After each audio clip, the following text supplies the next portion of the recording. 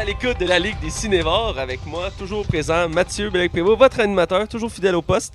Et j'ai avec moi mon côté négatif, mon négaman à moi, mon double négatif, mon yin-yang. Je parle un peu, alors je le présente. C'est Max, mon co-animateur, comment ça va? Ça va bien, toi, mon petit bec croquette. Mec croquette. Ah, tu vois, c'est pas pire, c'est bon des mecs croquettes. Ouais, je te tremperais dans une petite sauce aigre douce, là.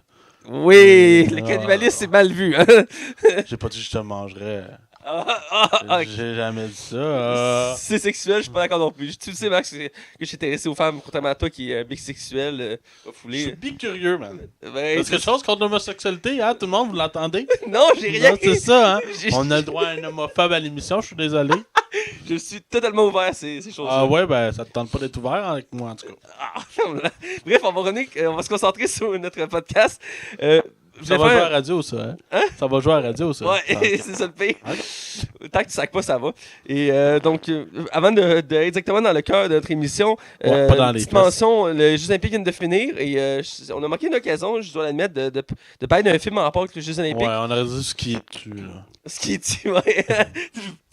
Et il y avait entre autres le film sur les Jamaïcains que ça fait longtemps que j'aimerais voir. Et donc, je pense que ce serait une belle occasion de le critiquer. Il n'est pas trop tard. On pourrait trouver dans les prochaines semaines le temps de le critiquer. Ou il y avait un autre film aussi, tu parlais il y a pas longtemps, c'est juste Eddie Diego, là, avec Hugh Jackman. Oui, exactement, qui serait intéressant aussi à parler. Donc voilà. Et cette semaine, on parle d'un film dans la franchise, le nouveau film dans la franchise de Cloverfield. C'est le troisième, c'est de Cloverfield Paradox. Et c'est historique parce qu'il était annoncé le jour même que ça sortit. Donc on a une bande-annonce pendant le Super Bowl. Et le soir même, le film était sur Netflix. On savait que ça s'en venait, mais on savait pas quand, puis comment. Et voilà. Et je me rappelle, tu étais très excité à l'arrivée de ce film-là. Ben oui, ben c'est sûr, j'avais adoré les deux premiers. Fait que c'est sûr que t'as hâte au troisième. On voit ici la joie du film. Là. Je sais que tu l'as adoré ce film-là, on va en parler tantôt. Ouais. Et on va parler entre autres de Jackie Chan, des dinosaures et oh, hi Mark! Les chroniques. Et là, on est du côté des chroniques. Et là, on commence, comme d'habitude, avec ce qu'on a vu et écouté. Et je laisse la parole à mon gros dodu, Max! Ouais, parce que toi, ça risque d'être long, là. Oh mon dieu. Fuck you! Non, mais t'étais productif cette semaine, je regarde ça, là. Un petit peu. Ouais, écoute, ça, je parlais il y a pas longtemps de Brooklyn Nine-Nine. J'ai clenché la série 2 fois, puis j'avais le goût encore d'une sitcom. Fait que je me suis attaqué à une autre sitcom qui est comme, je pense, qui est rendue culte, qu'on peut dire. Oui, oui. Et je l'avais jamais écouté. J'avais écouté, je pense, 2-3 épisodes au courant des 10 dernières années, mettons. Et j'ai décidé de le commencer cette semaine. C'est How to Meet Your Mother. Ah, ben oui. Avec Neil Patrick Harris, qui était peu connu à l'époque de ce temps-là. Et c'est elle qui fait Robin dans la série.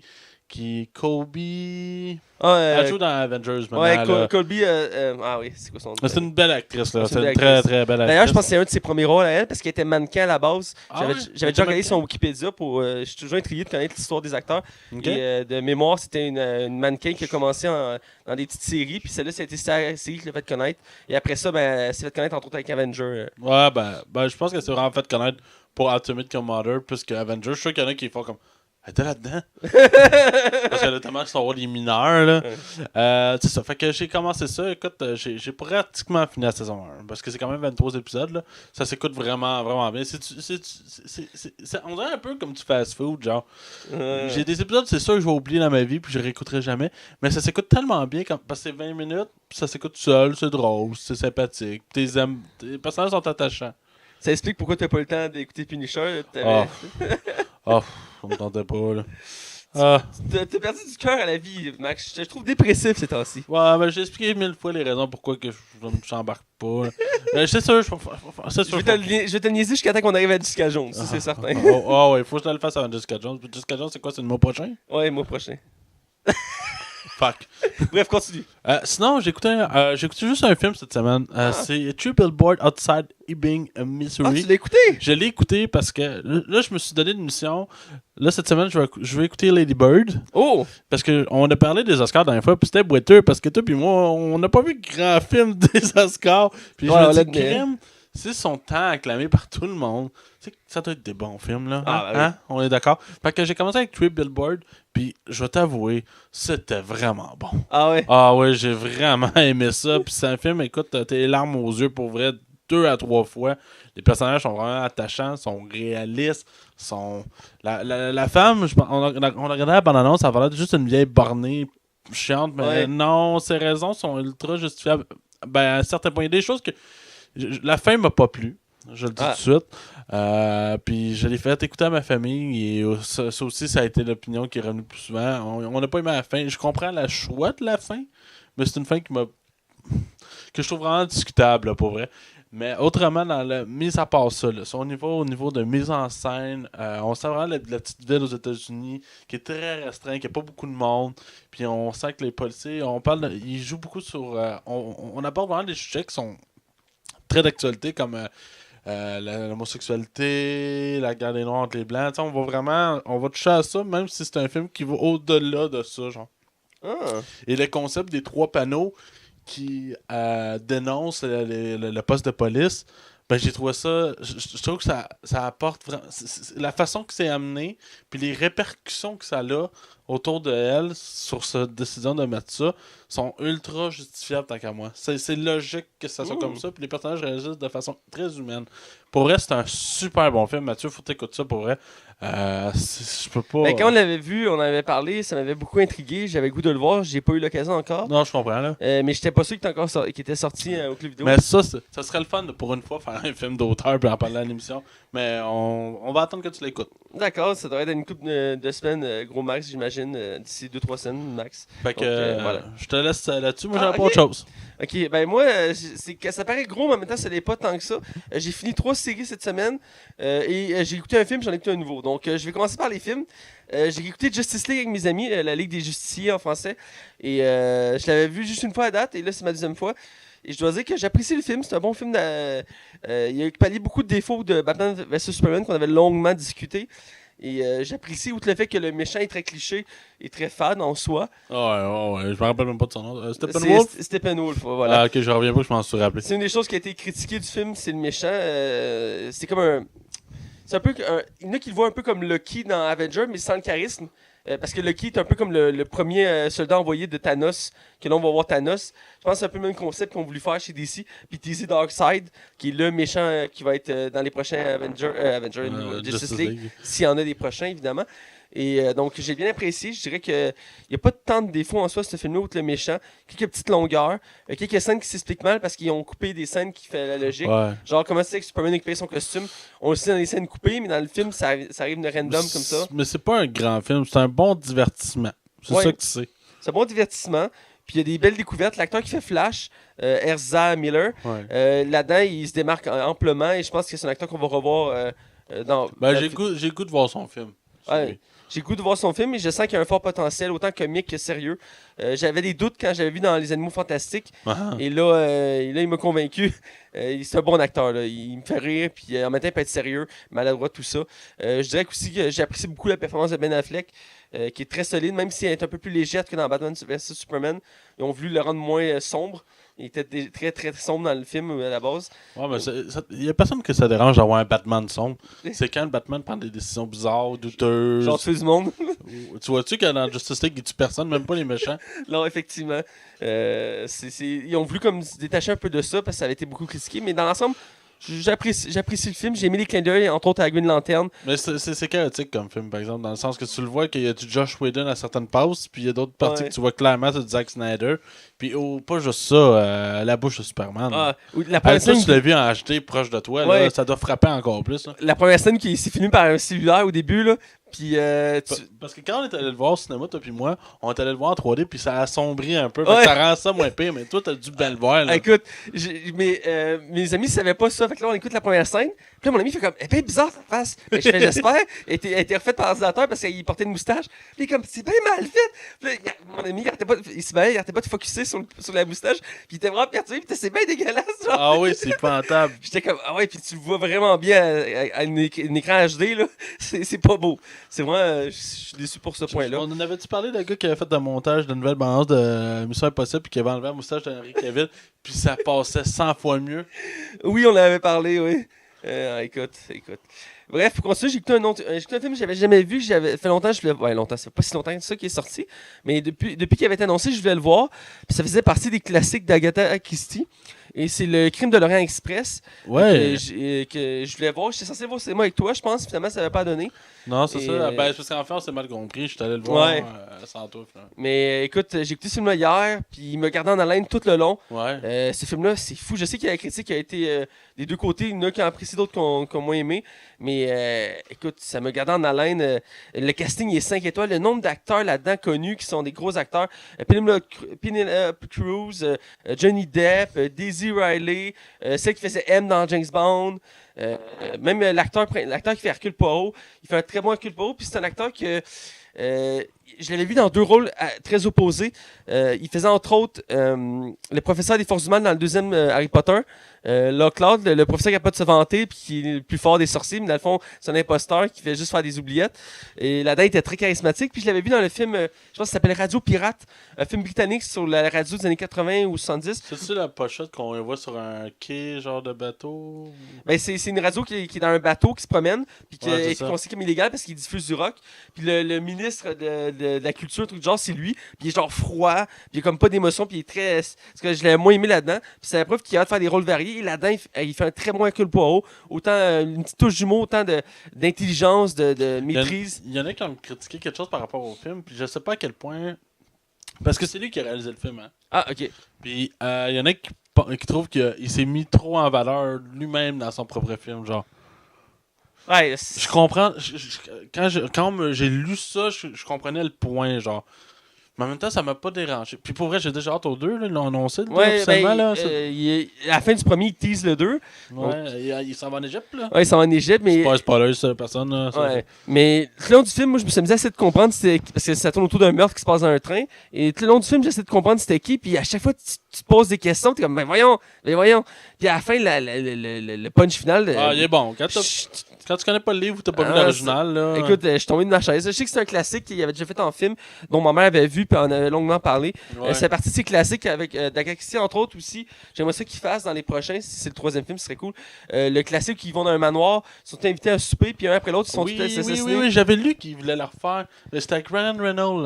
Ryan Reynolds était pressenti pour être le personnage principal. Puis écoute, c'est drôle que t'en parles, ça fait même pas un mois que j'ai lu ça. Écoute, c'est un classique d'Agatha Christie, puis je l'ai vu dans plusieurs parodies, mais j'ai jamais vu en vrai. Mais ce que j'ai lu, c'est que ça va être un mix de Clou et du livre d'Agatha Christie. Ah, ok, oui. Ben, mais tu sais, Clou est franchement inspiré d'Agatha Christie. Là. On se le cachera pas. Là. Ouais. Ben, je pense. Ben, c'est dans le même genre, mais je pense que dans la version d'Agatha Christie, il y en a plus qu'un qui meurt. Là. Oui, mais ils sont beaucoup là, dans la version d'Agatha Christie. Ouais. Je pense qu'ils sont comme une trentaine. Là. Ils sont invités à un banquet dans un manoir, dans une forêt sombre. Là. Ça pourrait être vraiment bon. Moi, j'aime ça, des films d'enquête de même. Puis c'est plate parce que là, tu sais, on a tellement de films de super-héros, de blockbusters qui tout explosent. Ça manque de films d'enquête. Ah non, moi, j'aime ça au bout. Là. J'ai adoré ce film-là, puis ce genre de film-là, j'aimerais ça en voir plus. Ça me rappelait aussi un peu Sherlock Holmes, mais je trouvais qu'il avait sa propre saveur, Hercule Poirot.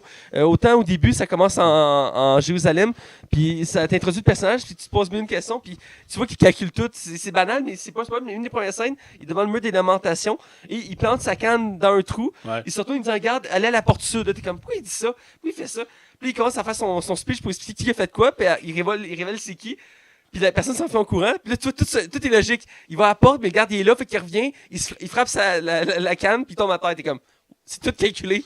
J'ai mis ce côté-là. Ça faisait du bien. C'était le fun de sortir du cinéma. Moi, quand je suis sorti du cinéma, ça a fait oh shit, ça a fini de même. Puis mon chum, puis moi, Dexter, on était comme what the fuck? Ça a fini vraiment de même. Puis hier, ma petite soeur, elle a écouté pour la première fois le 6e sens. Ok, ouais. Puis elle est venue me voir après. Elle a fait ça a fini comme ça. Ça, c'était vraiment. Quand tu connais le punch, c'est valeur. Ouais. C'est comme apprendre qu'à la fin de Fantastic Beasts, Johnny Depp arrive. Tu sais. Tu spoilais tout le monde, toi, là? Tu l'as déjà fait. Ouais, t'aimes ça, hein? T'aimes ça me ramener ça, hein? Ah, oui, je t'en dois une. Tu t'es pas déjà vengé? Il me semble que tu t'avais vengé. Non, je sais pas, peut-être sûrement. Il me semble que tu t'avais vengé, puis j'étais comme, bon, je l'avais mérité. Bref, pour continuer, on va aller côté série. J'ai fait 3 séries cette semaine. Une que ça faisait un petit moment qui était finie. C'est Star Trek Discovery, la nouvelle série dans l'univers de Star Trek. Je l'avais laissé un peu de côté, puis j'avais trop de séries à écouter. Et finalement, j'ai lancé le coup, je l'ai fini. Il me restait 3 épisodes à écouter. Et la série est vraiment très bonne. Je sais qu'il y a eu beaucoup de critiques mitigées parce qu'ils ont changé beaucoup de bases de l'univers de Star Trek. Mais j'ai adoré ça parce que je suis pas un fan de Star Trek à la base. Tu peux faire ce que tu veux avec Star Trek en quelque part. Là. Ouais, ben c'est ça. Puis j'ai adoré découvrir cet univers-là. J'avais aimé la trilogie qu'il avait faite avec Chris Pine. Même si le dernier film... Je l'ai pas vu Beyond Star Trek. Beyond Star Trek, c'est le dernier, ça? Ouais. Ouais, le dernier, j'ai trouvé moins bon que des 3. Mais reste, j'avais beaucoup aimé l'univers. Même si je suis un fan de Star Wars, il y en a beaucoup qui disent que t'es soit fan de Star Wars ou Star Trek, tu peux pas être les deux. Moi, j'aime les deux. Moi. Mais j'apprécie de plus en plus Star Trek pour son univers assez particulier. Et je dirais que la série est folle. Surtout la fin est très... elle nous laisse elle nous met en haleine, puis elle nous fait poser beaucoup de questions morales. C'était la force de Star Trek à l'époque. À chaque épisode ou à chaque temps épisode, il y avait une question morale qui était soulevée. Autant sur le racisme, l'homosexualité, la technologie, tout ça. Et ces séries-là, au début, ils avaient mis ça de côté. Mais vers la fin de la série, ils ont mis beaucoup plus l'emphase là-dessus. Et tu te poses des questions toi-même aussi. Ça vient te rechercher dans notre société. Et la fin, écoute, ça m'a tellement excité. J'ai hâte de voir tout de la saison 2, parce que ça finit. T'es comme, ben non. Tu sais, c'est le genre de fin que tu veux tout de suite voir la suite, là, mais tu peux pas parce que... T'es du nanan, puis tu veux du nanan. Ouais, c'est ça. Donc, j'ai beaucoup apprécié cette série, je la recommande. Surtout avec l'actrice principale qui se démarque amplement, qui avait été connue dans Walking Dead, entre autres. Et je pense que c'est Monica quelque chose, je connais pas son nom par cœur. Monica Bellucci? Non, pas Monica Bellucci. Pourquoi c'est pas Monica Bellucci? Non, c'est pas... Tout le monde veut Monica Bellucci, moi je la mettrais dans l'espace Monica Bellucci. Je serais pas étonné qu'elle ait déjà fait un film à l'espace, ça fait tellement de films, cette actrice-là. Mais... fait tant que ça, Monica Bellucci? On a fait beaucoup, là. J'aime ça, c'est Monica Bellucci. Est-ce que ça passe? Monica Bellucci? Je sais, c'est une des actrices les plus belles que tu trouves, là. Ben, écoute, pour son âge, là, Monica Bellucci? À quoi, 50 ans, genre? Ouais, facilement, là. Ouais, et dans la même catégorie que Demi Moore, genre d'actrice qui s'entretient super bien, puis Jennifer Aniston, là, ils font pas leur âge, là. Comment Jennifer Aniston, tabarouette. Tu sais, quand le film Nous sommes les Mellers, ouais. Ah, tabarouette. Puis elle danse avec le poteau, avec de l'eau, là. Son gars, il doit se faire passer pour son gars, justement, puis il est là, puis il pogne une érection. C'est que j'ai trouvé ça carré. En fait, j'avais aimé ce film-là. Je l'ai pas vu, ce film-là. Ah, t'as jamais vu Nous sommes les Mellers? Non. Ah, écoute, c'était... Mais c'est l'acteur principal, je le trouve pas super drôle. Ben ça vaut vraiment la peine que tu l'écoutes. C'est pas vraiment lui qui fait le film. Ok. Il y a des scènes, dude, là, sont dans une roulotte. Ah non, non, c'est pas rien. Je vais continuer parce qu'on va se tirer à l'infini. Ah, faut t'écouter ça, maintenant. J'ai commencé et fini une série que j'avais parlé brièvement au retour des fêtes il y a pas longtemps. C'est la série Lucky Man, produite par Stanley. Oui, Stanley produit des séries. C'est une série britannique, pour ceux qui s'en rappellent pas, que j'en avais déjà parlé. Il est britannique, Stanley? Non, il est pas britannique. Mais c'est produit au... C'est une série britannique, BBC. Ok. Ouais. Ah, ok, c'est BBC qui fait ça? Ouais, c'est BBC. Avec monsieur... comment il s'appelle? Lui qui fait le nouveau inspecteur... qui est même l'inspecteur, je me rappelle plus du nom. Voyons, vas-y! Attends, c'est quoi son nom? JF... non, JK... voyons, comment il s'appelle, quoi? J.K. Simmons? Ah, je me trompe de gars. Je me trompe de série? Je pense que tu te trompes de série, là. Je me trompe de série, hein. Je vais revenir sur Lucky Man pendant que tu cherches dans ta tête. Donc, Lucky Man, c'est produit par Stanley. C'est une série britannique. C'est une série de policière très sombre. Il y a 2 saisons à date. Il y en a une 3e d'annoncée. Et dans le fond, ça tourne autour du principe vu que c'est Stanley. Il y a des super forces. Stanley a toujours été fort là-dessus. Savais-tu que J.K. Simmons a son propre site français, fan, qui te donne toutes ses nouvelles de tout ce qu'il fait? Je savais pas. Moi non plus. Mais pour revenir à ça, dans le fond, on suit l'inspecteur Harry Clayton, qui est un homme vraiment malchanceux dans la vie, que ses parents sont morts d'un accident quand il était jeune, puis c'est seul survivant. Sa femme a divorcé. Dans sa job, il est moyen. Il est addict au gambling, donc il parie beaucoup d'argent, il est endetté, tout ça. Et du jour au lendemain, il se fait offrir un bracelet qui permet de... Savais-tu que J.K. Simmons a 63 ans? Ok, je continue. Ah, c'est ta gueule. Et du jour au lendemain, il se retrouve avec un bracelet qui permet de contrôler la chance. Par contre, la personne qui lui donne lui dit que s'il utilise la chance, la chance doit toujours s'équilibrer. Donc, quelque part, il y a un équilibre à se faire. Fait que si, mettons, il sert du bracelet pour pas mourir, mais il y a quelqu'un d'autre qui va mourir à sa place quelque part. Donc, c'est à double tranchant. Et la saison 1, je l'avais beaucoup adoré. Je l'avais découvert pendant le temps des fêtes. Et là, en une semaine, j'ai écouté la 2e saison. Et je me trompe avec Counterpart. Ah, tu sais, la série L'Enfer. Qu'est-ce qu'il y a? Tu m'as demandé de le chercher. Ben, t'es là, c'est là? correct, Max, c'est correct. C'est Counterpart, je me suis trompé. C'est correct. Fait que tu disais quoi? Je disais que j'ai écouté la 2e saison en une semaine. Et je trouve qu'elle est meilleure que la première. Elle se démarque encore plus. Puis, c'est genre 10 épisodes ou. C'est 10 épisodes. Juste me rappeler si c'est 10 épisodes. Oui, il me semble que c'est 10 épisodes. D'une heure chaque. Ouais, d'1 heure chaque. Puis c'est vraiment des. Pas des. Tu sais, si on dit qu'il y a 10 épisodes d'1 heure, mais dans le fond, c'est 45 minutes, 55 minutes. Là, c'est vraiment des 1 heure. Tu sais, c'est des gros blocs d'1 heure. Là. Et les histoires sont vraiment bonnes. Puis chaque épisode, ça va dans la direction. Ça renouvelle le principe du bracelet parce que, oui, il y a une possibilité avec le bracelet, mais en même temps, ça peut venir répétitif. Mais ils trouvent toujours un moyen de mieux travailler ça. Puis l'intrigue ascétiste petit peu par petit peu à chaque épisode. Puis dès le début, pendant quasiment tout le long de la série, tu te demandes c'est qui le méchant de la série. Parce que c'est pas clairement indiqué. C'est vraiment vers la fin que ça se démarque vraiment beaucoup. Et la série a fini vraiment très bien. Et elle laisse teaser une saison 3 qui peut être très intéressante. Et donc voilà. Et j'ai beaucoup adoré. J'écoute pas beaucoup de séries britanniques. Le dernier que je vais écouter, je pense, c'est Sherlock. Moi, c'était Mr. Bean, genre. Mr. Bean. C'est britannique, hein? Je sais. Et j'ai beaucoup aimé cette série. J'invite à ceux qui aiment les séries policières, autant britanniques qu'américaines, mais aussi qui aiment le genre super-héroïque, même si c'est pas très mis en force, parce que c'est juste un bracelet. Il n'y a pas tant d'effets spéciaux autour de ça. Outre le fait que, mettons, il va utiliser la chance, il y a un truc qui va briser à côté de lui ou quelque chose, il n'y a pas d'explosion, des boules de feu ou des trucs comme ça. C'est vraiment très simple. C'est très réaliste comme série. Parce qu'on n'est pas tant habitué en tant que tel avec Stan Lee, qu'il aime ça dans le genre très fantastique. Mais dans l'ensemble, c'était un coup de cœur de cette année. Et je vais finir aussi avec une série que j'en ai parlé une couple de fois, mais je vais en parler une dernière fois parce que je l'ai fini. C'est Hell on Well ou L'Enfer dans l'Ouest. Il y a 5 saisons. J'ai fini la 5e cette semaine. J'avais laissé un peu de côté parce que j'avais fait un gros rush de 4 saisons d'un coup. Et j'ai commencé un peu à être écœuré. Et je voulais. Non. Et j'ai pris une petite pause et finalement, je l'ai fini. Et écoute, la série est super bonne. La fin est belle. C'est une belle fin. Ça te laisse comme. Ah. C'est une belle fin. Il y a combien de saisons au total? 5 saisons. Il n'y aura pas de nouvelles ou... Je penserais pas. Ben, ça se pourrait. Ben, dans le sens que la série tourne autour de la création du chemin de fer transcontinental. Donc, c'est historique en partie. Et la série finit que le train est construit. Donc, je vois pas comment il pourrait continuer la série si le train est fini. Il a-tu déraillé une fois dans son histoire? Je sais pas si c'est déraillé une fois dans son histoire, mais dans la série, non. Mais c'est très intéressant. Ça mélange le côté historique et le côté fiction. Parce qu'on suit un personnage qui est pur de fiction. Et c'est quelque chose qui est intéressant puis qui m'a au début dérangé, mais j'ai fini par l'accepter. C'est qu'en milieu de la série, ils ont changé le but du personnage principal. Généralement, une série, le personnage principal a toujours le même but. C'est toujours la même quête.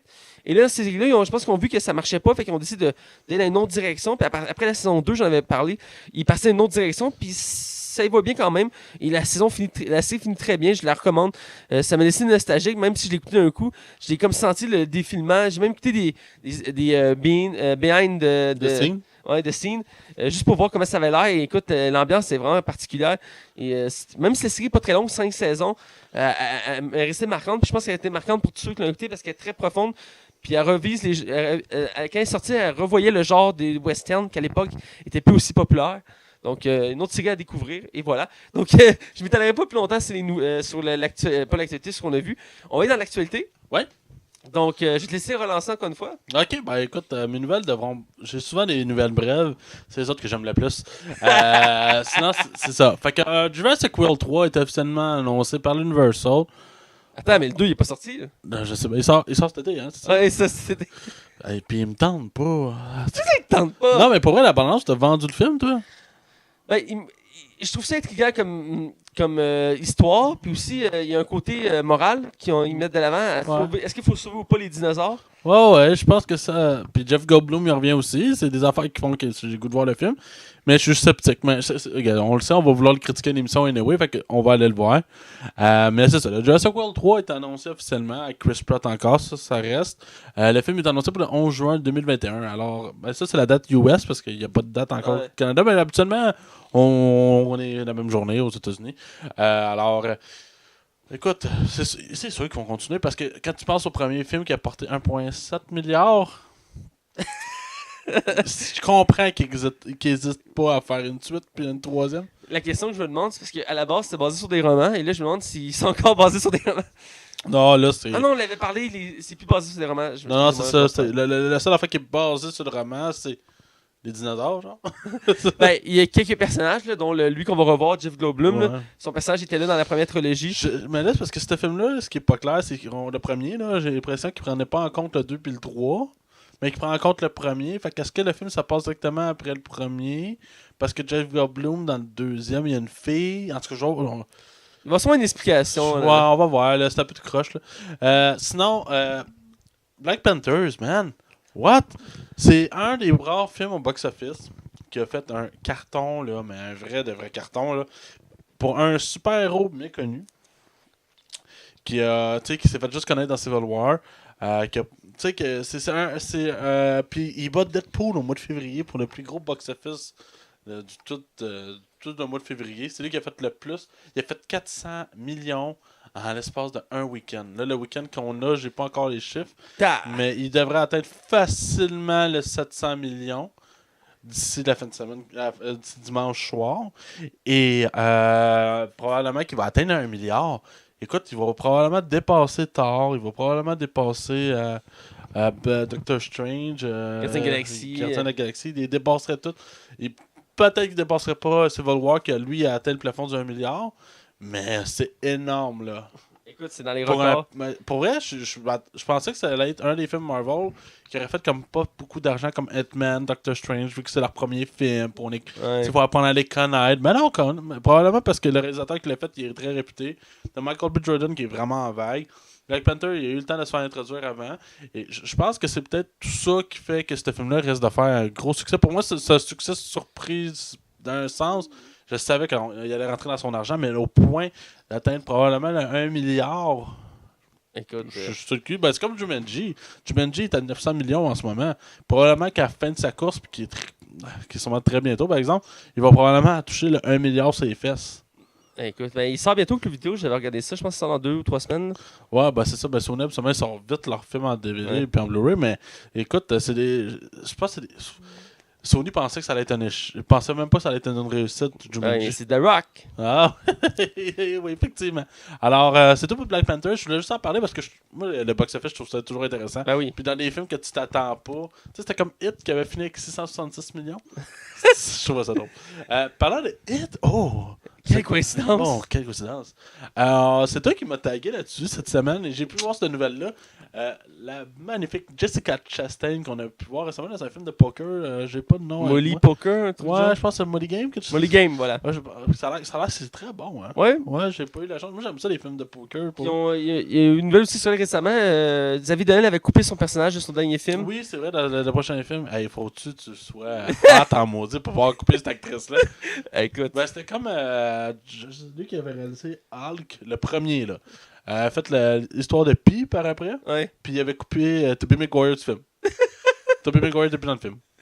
C'est surprenant. On le voit plus. Tobey Maguire, c'est quoi le dernier film qu'il a fait? C'est l'affaire d'échecs? Je pense que oui. C'est le film d'échecs que j'ai vu d'ailleurs. C'était bon, ça. Ouais, c'était bon. C'était basé sur le grand champion américain des jeux d'échecs. Mais lui, après Spider-Man, là, c'est... Ah, ben, il avait fait... il avait fait avec Leonardo. Là, ouais, Gatsby. Ouais. J'ai pas vu ça. Ah, c'est bon. Ouais, ça se peut. C'est un remake d'un film des années 80 ou 60, là. Ouais. En tout cas, bref, Jessica Chastain, qui avait déjà, je me rappelle, on avait déjà parlé à l'émission, qui avait déjà montré de l'intérêt à faire Kimberly dans le nouveau, la part 2 de Hit, quand les enfants sont devenus adultes. Et officiellement, elle est là pour parler, pour faire la suite. Moi, je serais vraiment content. Je trouve que le casting, il y en a qui auraient voulu Amy Adams. Moi, personnellement, je préférerais Jessica Chastain. J'adore Amy Adams, là. La question se pose même pas. Mais je trouve que je vois plus Jessica... Dans ma tête, là, c'est Jessica Chastain. Puis je trouve que la jeune fille qui faisait Kimberly, elle a comme des traits qu'elle aurait aussi. Alors, pour moi, c'est un bon choix de casting. Mais... Je suis d'accord. Écoute, tu trouves ça drôle, mais la fille qui le fait dans le premier hit, là, elle le fait dans une série. Elle faisait la jeune... il y a une série où Amy Adams était dans le personnage principal. Il y avait un flashback qui était enfant. Puis qui était enfant, c'était la fille russe de Hit qui faisait Amy Adams. Fait que c'est un petit lien de même. C'est pour ça que les gens disaient qu'elle ferait bien Amy Adams. Elle l'avait déjà fait. Donc, mais j'ai vraiment hâte de voir la suite de Hit parce que de ce que j'ai lu de Hit Part 2, c'est très moderne dans le sens des années 80, genre le monde a des lofts, ça porte des chemises serrées, carrées. Fait que j'ai hâte de voir comment ils vont amener ça dans le nouveau. Parce que techniquement, Jessica Chastain se ramasse, plus pas un spoilers, avec un nouveau mari. Le film commencerait comme ça. Et son nouveau mari fait pas partie du Loser Club. Puis ce serait un gars, je pense, qui la manipule. OK, ben je sais que le film il va être très sombre, mais il est encore plus sombre que le premier. Ouais. Puis ça va traiter encore plus parce que le premier film traite beaucoup d'aspects tu sais, c'est la jeunesse, tout ça. La peur quand t'es jeune. Là. Ouais, c'est ça. Et là, ça va traiter encore plus de la peur, mais dans d'autres aspects. Et c'est encore plus violent. J'ai compris qu'il va y avoir encore plus de morts. Ouais. Fait que j'ai vraiment hâte pour vrai. Moi, j'ai adoré le moi premier. aussi. Toi puis moi là-dessus, je le dis souvent, là, Quand les films d'horreur ils ont une gimmick intéressante, toi puis moi, généralement, on est open au bout. On les adore. Fait Donc, que c'est tout pour mes nouvelles, Matt, puis j'ai hâte que tu aies avec la tienne. Alors, je te relance. écoute, ma première nouvelle, là, ça m'excite. Là. Écoute, je sautais au plafond chez nous quand j'ai vu cette nouvelle-là. J'étais tagué. J'étais comme, oh my god, Tu l'as partagé sur ton propre mur. Écoute, je sautais. Écoute, j'ai fait un flip, un backflip, un front flip. Écoute, Puis ça faisait longtemps qu'on l'attendait, cette annonce-là. écoute, ça fait 11 ans, je pense. C'était en 2007 hein, qu'il est sorti, je pense que Ouais. ouais. Je pense que t'as raison. Ça fait genre 11 ans. Et, C'est quoi la tune déjà qui chante à la fin? Ouh. Ah! What is the good for? Absolutely no more. C'est pas de Nothing? Nothing, Je absolutely suis pas nothing. sûr, je suis pas sûr, je suis pas Parce que sûr. c'est une bonne chanson, puis c'est comme la. Ils finissent de même. Mais c'est pour ceux qui n'ont pas connu, on parlait de Heure Limite ou Rush Hour. Rush Hour, faut dire. Rush Hour. Et que dans le fond, il y en a eu 3, on a eu une trilogie. Ouais. Et, Le 3 nous avait laissé ça à la fin un peu. Ouais, ben, c'était pas le meilleur de la gang, on s'entend. C'est Même le moins si bon, là. il y avait une bonne. Il avait plus exploité le côté de Jackie Chan. Ouais. Parce qu'il avait mis son frère puis tout, c'était un peu plus développé le côté de Jackie Chan. Mais reste que c'était pas le meilleur en termes d'histoire. Mais moi, j'avais beaucoup apprécié pareil, c'est très drôle. C'est des comédies à la base. Là. Ouais. Ben, il manquait un petit quelque chose dans le 3. Je pense qu'il manquait de gag. Je pense que c'est ça le problème. Moi, je pense qu'il n'y a pas assez de gars, effectivement. Reste que là, Jackie Chan est confirmé. Ben, en fait, Jackie Chan fait un bout qui est down. Jackie Chan fait un bout qui est down. Il disait que la seule chose qu'il voulait pour faire la suite, c'est que Chris Tucker embarque. Et lui, ben, Chris Tucker, c'est son partenaire dans le film. Et là, Chris Tucker a confirmé dans une émission, un podcast, en fait, je crois, que le film il va avoir lieu et que les deux vont être dedans. Et que ça devrait être d'ici, je pense que c'est l'année prochaine qu'ils ont parlé. Mais ce que j'avais lu, c'est que Chris Tucker, dans le fond, les deux, ils recevaient des scripts souvent. Et il fallait que les deux soient d'accord. Puis Chris Tucker a dit, je pense, non à tous les films, à part le dernier scénario. Ouais, c'est ça. Parce qu'il a dit en entrevue que le troisième, ça l'avait plu, mais il avait été un peu déçu. Là. Il voulait vraiment une vraie suite. Là. J'ai hâte de les voir parce que, écoute, quand le 3 est sorti, je trouvais déjà que Jackie Chan et Chris Tucker avaient vieilli. Là, c'est 10 ans plus tard. Mais c'est peut-être ils vont peut-être être à la retraite, puis on va voir sortir en retraite, je sais pas. Jackie Chan il est rendu vieux, là. Ah ouais, mais il a fait pour un est encore en forme. Ouais. Mais j'ai hâte de voir ça, puis écoute, ça m'excite. C'est une de mes séries de films préférées, puis Jackie Chan, c'est mon acteur préféré. J'ai déjà dit à l'émission. Je pense que le 1 et le 2, je les ai écoutés au moins 5-6 fois facile. Moi, j'ai arrêté de compter, ils sont tellement bons. Et Chris Tucker, c'est triste, c'est un de mes acteurs préférés, mais on le voit plus. Ouais, ben tu sais pourquoi? Pas vraiment, non? Non, tu sais pas pourquoi? Ben, pour vrai, c'est noble. Noble. Mais là, il fait beaucoup de shows d'humour, mais lui, il a quitté comme la carrière hollywoodienne pour aller faire aller voir des jeunes en Afrique, donner de l'argent, s'assurer qu'il y ait de l'eau, que il est allé aider du monde à travers le monde. C'est ça qu'il est allé faire. J'ai aussi qu'il est rappeur aussi, je crois. Je sais pas s'il est rapper, je pense pas. Mais il me semble qu'il est chanteur, j'avais vu ça passer à mon chanteur, ça se peut, mais rapper, je pense. Parce qu'il me semble qu'il est chanteur, mais. Ben, il a déjà été dans un clip de Michael Jackson, là. Ouais, mais Rock My World, Ouais. que c'est un clip qui a été conçu comme un film. T'as une version longue, c'est un film qui dure, je pense, 15 minutes. Puis t'as la tune qui dure 4 minutes, c'est la version courte. Et effectivement, il a fait un mini-film avec Michael Jackson, puis il disait que c'était son chanteur préféré. Puis il avait rendu hommage au début des années 2000. Il avait fait un spectacle hommage à Michael Jackson. Il est arrivé, puis il était habillé à son personnage de Heure Limit. Ouais. Parce que dans Heure Limit, dans le 1 ou le 2, Il chante une tune de il Michael. chante une tune en même temps de faire la circulation. Puis l'anecdote, c'est que Michael Jackson l'avait appelé, il a dit écoute, tu fais ton coup de pied de la mauvaise jambe. T'sais, il a même pas parlé de son rôle dans le film, il a dit dans le film, j'ai écouté le film, puis j'ai regardé, puis ton coup de pied, tu t'es fait de la mauvaise jambe, puis il fait quoi C'est malade. Donc c'est cool pareil. Puis ils sont des amis, puis tout. Puis Je pour pense que c'est venir. la tune Keep on the post up. Mais j'avais beaucoup aimé. Est-ce qu'on sera pas gardé pour être chanteur, nous autres, par exemple? Shit, non. Puis un autre petit lien que je trouve drôle aussi, vu qu'on parle de Heure Limite. La méchante dans le deuxième, je sais pas si tu te rappelles, c'était qui Ouais, à peu près, ouais. C'est elle qui joue la chinoise dans Cloverfield Paradox. Pour vrai? Ouais. Je l'ai vu, j'étais comme, hey, elle me dit de quoi? Je vais voir son Wikipédia. Elle a fait 2 films américains Cloverfield Paradox, Puis Heure Limite 2. Pas crime quand ta carrière va pas bien. Là. Mais elle a fait genre comme 30 films en Chine. Elle faut le aux États-unis, quand tu fais. En tout Elle a cas, fait Heure Limite 2 quand j'ai même. tellement hâte qu'on parle de Cloverfield tantôt, man. Oh là là là là là là là. Ça pour dire que ça m'excite beaucoup. J'ai très hâte de voir la suite. Et oui, c'est ça, je veux dire, Chris Tucker, il a fait un film il y a pas longtemps. Puis j'ai été surpris, je savais pas qu'il était dedans.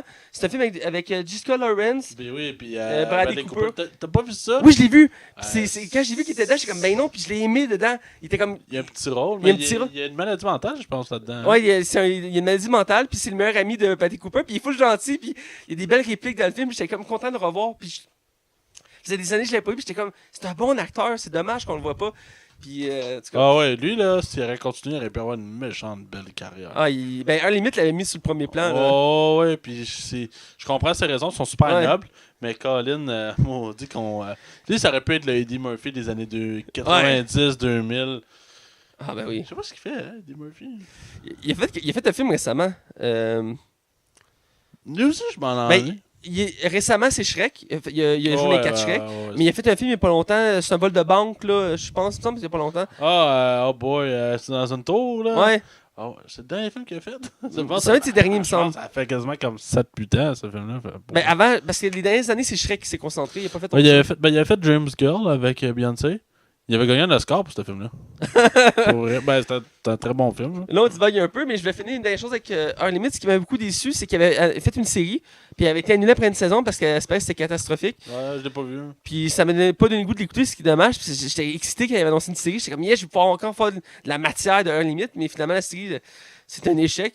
Puis je trouve ça dommage. C'est une franchise qui avait un fort potentiel et que là, comme exemple, Lethal Weapon, qui ont fait une excellente série. Ouais. Et là, ils ont pas réussi à rattraper le coup avec un limite. Je pense que le problème qu'il y a, là, c'est que Jackie Chan, il est irréplaçable. Il y a personne Ouais. comme lui qui a une carrière comme lui ici. C'est le seul autre qu'on peut comparer, c'est Jet Li. Puis On le voit plus. Jet Li, on le voit plus. Jackie vraiment. Chan, c'est par choix. Ouais, Jet Li, c'est parce qu'il pogne plus. ouais, il a fait le dernier sacrifié. Là. Ouais, ça, il fait sacrifier. Puis je pense que dans le 2, il part au début, puis on le voit plus du film. Là. C'est dans le 3. Il part au début, puis on va à la fin du 3. Non, c'est le 2. C'est Non. le 2. Ouais, c'est le 2. Je suis sûr que c'est le 2. Ben, il fait peut-être dans le 3 aussi. Mais Ben, dans le 3, on va juste à la fin, en tout cas. C'est que ouais, c'est ça. Ben, il fait. parce que dans le début du 3, il sauve Arnold, il me semble. Puis, il pas sauve Arnold, il sauve un Chinois. Puis, il doit aller le porter en Chine. Fait que Jet Li part avec. Ah, c'est le 2. C'est le 2, ça. En tout cas, bref. Dans l'avion, là. Dans l'avion, ouais. Ouais, Mais en tout c'est cas, le- dans le 3, on le voit juste à la fin non plus. Il vient qu'Arnold. Il demande à. Harrison Ford qui demande à Arnold de trouver quelqu'un, de trouver du monde pour Ouais. aller. Peut-être Jet Li, dans le fond, dans son pays natal. Je sais pas si c'est chinois ou japonais. Là. Je m'excuse, ça sonne raciste. Mais je sais pas. Là. Mais il a peut-être une carrière plus là-bas. Peut-être bien. Comme Jack Chan, qui là-bas, il est très fort. Il fait comme 3-4 films par année. Là. Ouais, puis il chante. Là. Ouais, ça fait longtemps. Là. Ouais, J'ai ça, il y a écouté- une carrière musicale. J'ai écouté ses albums. Il chante genre en 4 langues. C'est débile. J'avais lu, il a déjà fait de la pornographie, Jackie Chan, mais pas en tant qu'acteur porno. Comme cascadeur pour le film porno. Je savais pas, je pensais que. Ouais, j'ai fait comme. Ah, ah ben. D'accord, on va continuer sur ma prochaine nouvelle. Ouais. C'est une bande-annonce d'un film que j'avais pas vu arriver, qui met en vedette Tommy Wiseau. Pour ceux qui C'est un savent grand pas, acteur. un grand acteur, c'est des acteurs préférés à Max.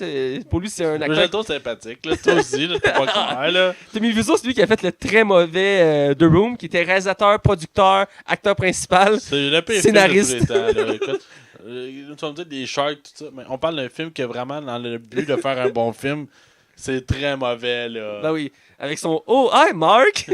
What a story, Mark! Puis, cette année, ils ont fait Disaster Artist basé sur ce film-là. You Et, tell me apart, Lisa! En tout cas, on en parle Ouais. souvent, hein, de ce ah, film-là. écoute, j'ai hâte d'écouter Disaster Artist. Moi aussi. Et là, c'est un film qu'il va faire avec Greg Sestero, qui avait joué entre autres dans The Room. Et là, c'est un film sombre, où ils ont aussi deux amis à Los Angeles qui se partent comme une compagnie, puis sont comme mêlés à des affaires assez louches.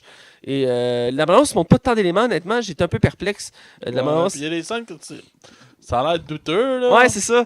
Puis t'as l'impression que le seul acteur connu du film, c'est Tommy Wiseau. là.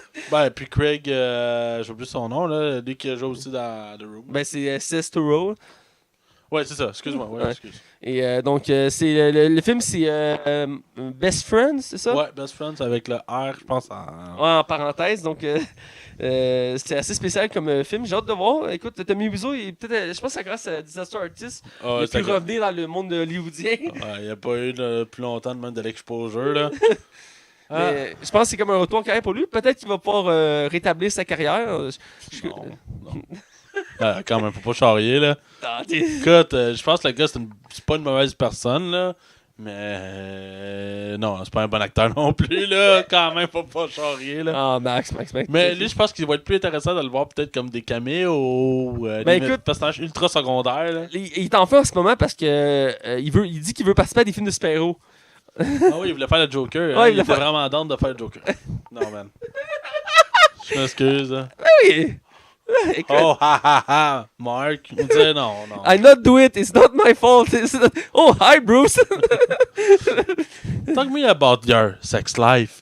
Tu restes en train de manger, genre c'est hyper random. Ouais, I love you. T'es pas obligé de le dire, tu sais, c'est fou ce que tu le ressentes. Là. Ah, man. Si vous voulez voir quelque chose de drôle, allez voir le montage Star Wars et Tommy Wiseau. Ah oui, C'est une vidéo qui dure 3 minutes sur YouTube. Puis ils reprennent les meilleures répliques de The Room, puis ils transposent dans Star Wars. Ah, c'est tordant. Tantôt, j'avais envoyé le What the fuck trailer de Guardian of the Galaxy. Non. Ah, faut voir ça. Ah oui, non, tu me l'as envoyé, oui. Oui, la semaine passée, oui, 2 semaines, tu me l'as envoyé. C'est la semaine passée, je pense. Oui, je me rappelle. Ah, c'était fucké. Mais tout ça pour dire que c'est un projet qui a l'air assez particulier. Puis c'est fait par un réalisateur de films indépendants canadien. Qui est un grand fan de Room. C'est pour ça qu'il avait choisi Tommy Wiseau pour son film. Il l'a pas caché. Ce qui est surprenant qu'il y ait des fans de The Room. Non, mais The Room, il y a un gros fanbase. Il y a un culte qui s'est créé autour. Là.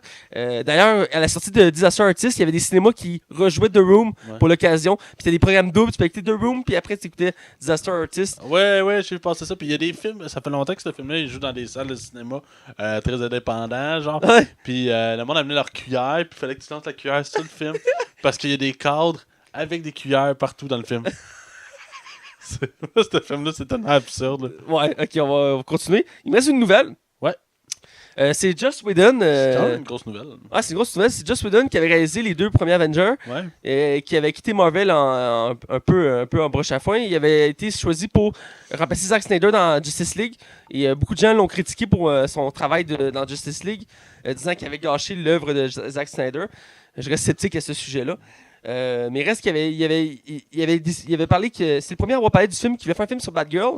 Il était très excité par rapport au projet. Mais il s'est tellement fait bâcher après Justice League. Ben, ça n'a sûrement pas aidé. Non, et il a annoncé cette semaine qu'il quittait le projet de Batgirl parce qu'il n'a pas réussi à créer un scénario digne de ce nom. Ouais, digne de ce nom, voilà. Et donc, il a dit qu'il allait laisser sa place à quelqu'un d'autre qui serait plus capable de mettre en œuvre un film digne pour Batgirl. Mais il y a des journalistes qui ont dit que une des choses qui l'a fait quitter, c'est aussi la pression autour du fait que c'est un film sur une super-héroïne puis qu'ils veulent une réalisatrice. Ben, je comprends la logique. Regarde Wonder Woman, ça valait la peine là, pour elle. Là. Ouais. Ça vraiment valait la peine. Je sais pas, Captain Marvel, c'est un homme ou une femme qui réalise le film? Il me semble que c'est deux, c'est une femme puis un homme. Ah oui, c'est un homme puis une femme. Ouais, t'as raison. Hey, t'as une bonne mémoire. Parce que ça a été annoncé quoi, il y a pas longtemps. L'année passée, là. Ouais, c'est ça. Ah, ok. Ouais. Mais tout ça pour dire, c'est ça, fait que le projet est revenu instable, un peu comme le Gambit des X-Men. Ils ont plus rien de stable à part l'acteur. Je comprends même pas pourquoi ce projet est encore sur la route. Mais... Ben, il y a toujours une date de prévue, c'est l'année prochaine. Là. Il est censé sortir en 2019. Il avait été reporté encore. Ouais, c'est, il était reporté en 2019. Ah ouais? Il était censé sortir en fin 2018, puis il était reporté en 2019, il me semble. Bon. Ouais, bref.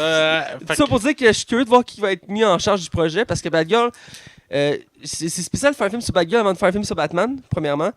Ce qui me reste sceptique là-dessus. Ouais, ben, de Batman, par exemple, le projet avance pour vrai. Là. Ouais, il avance pour vrai. Là.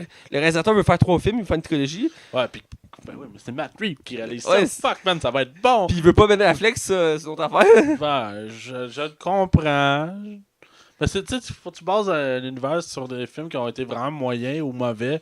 Je comprends que ça te tente pas. Puis je pense pas que c'est la faute à Ben Affleck, mais même Ben Affleck, j'aime pas genre totalement son personnage. Genre, je l'ai trouvé plus intéressant dans BVS et honnêtement. Je trouve que dans Justice League, il faisait trop. Je sais pas. Ok. Donc voilà, j'ai hâte de voir qui va s'occuper du projet. Il y a déjà des noms qui ont été ressortis. J'ai pas les noms de mémoire, mais il y a une couple de réalisatrices qui ont été intéressées par le projet. Et donc j'ai hâte de voir, mais je suis curieux de comment le scénario va pouvoir s'établir si on fait un film avant Batman. J'imagine que Batman va être dans le film aussi. Pour une simple, ça serait logique. Ouais. Entre autres, il va sûrement avoir J.K. Simmons. Veut pas, à moins qu'il décide de faire un. Ben, c'est sa fille, techniquement. Ben, ça dépend. S'il décide de pas faire Batgirl sur la première Batgirl, mais sur la deuxième, parce qu'il y a eu 3 Batgirls, là, ils n'ont pas besoin de J.K. Simmons. Mais ça dépend quel scénario qu'il décide de faire, parce que comme pour les Robins, il y a eu 4 Robins, 5 Robins, excuse, puis il y a eu 3 Batgirls. Donc, ils peuvent se permettre, s'ils veulent pas. Ben, moi, logiquement, je verrais bien Barbara Gordon. Ouais, moi aussi. Mais ce qu'il devrait faire, là. Moi, je connais ça. Je connais ça, l'univers du studio, moi, l'antique va faire. Ça va pas bien leur univers actuel. Là, on est d'accord? Moi, il y a eu Wonder Woman qui a vraiment eu un réel succès. Moi, là, ce que je ferais, là. Un univers Batman, puis on laisse le DC de côté. On développe un univers large. Batman a tellement un lore immense. Tu te bases là-dessus. Puis si ça marche, là, tu pars avec le Justice League. Tu mets Superman de côté. Là. Pour vrai, oui. Tu pars. Écoute, il y a un film sur Nightwing, sur Joker qui s'en vient, sur Batgirl, le film de Batman. Suicide Squad, Black. Tu développes cet univers-là à la place. Justice League, il y a trop de choses à ramasser, à refaire. Fait parce que là, tu le vois, c'est sûr que ça doit paniquer chez Warner parce qu'ils savent pas quoi faire. Là. Mais ils ont le bouton, ils payent sur le bouton panique, là. Je pense qu'il a fait même pas. Je pense qu'il a fait 600 millions Justice League. Ça, c'est le genre de film qui aurait dû faire 1 milliard facilement. Ouais, c'est ouais. Wonder Woman a fait plus. Mais je dois dire que le film, entre autres, il n'a pas ramassé autant parce qu'il y avait déjà des gens qui bâchaient avant qu'il sorte parce qu'ils disaient que ça allait être aussi pire que Batman Ouais, mais Superman. Black Panther aussi. Ouais, Black Panther, c'est Marvel, on peut pas tellement comparer, mais effectivement. Ben, le monde disait que vu que c'était un noir, ça marcherait pas. Ouais. Ben, Chris, dans l'Oriel. Ben, écoute, c'est le temps d'être dans la zone cinéma. Ouais, on va être dans la zone cinéma.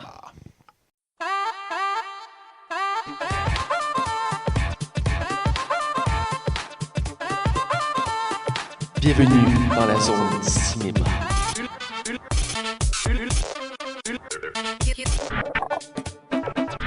Ah, on est dans la zone cinéma et là, Max, tu rattrapes ton échec de la dernière fois. T'avais pas fait de zone cinéma la semaine passée. Ah, le sais, mais je pensais que c'était une full bande chronique, genre de dire fuck all. Écoute, ton idée était fucking incohérente. Ah, c'était pas pire. C'était pas pire. Ah, t'es pas fait. On parle comme du monde de Saint-Lang qui vient du Japon. C'est quoi ce lien-là de Silent Japon? Je sais pas. Même lâche la drogue. Donc, vrai. cette semaine, tu me parles de quoi? Mais cette semaine, je te parle des acteurs qui ont perdu leur bois. carrière. Non, du bois. Pas Claude Dubois. Non, Non, du du bois. bois. Le cancer, c'est pas le temps de faire des jokes de Claude Dubois. Oh, dis que t'es Je pas dis correct. du poids! C'est correct. Pas parce qu'il conduit ça pendant qu'il a ses enfants qu'il faut t'as le droit de rire de lui. Va falloir que tu fasses du montage. Fait que, bref, le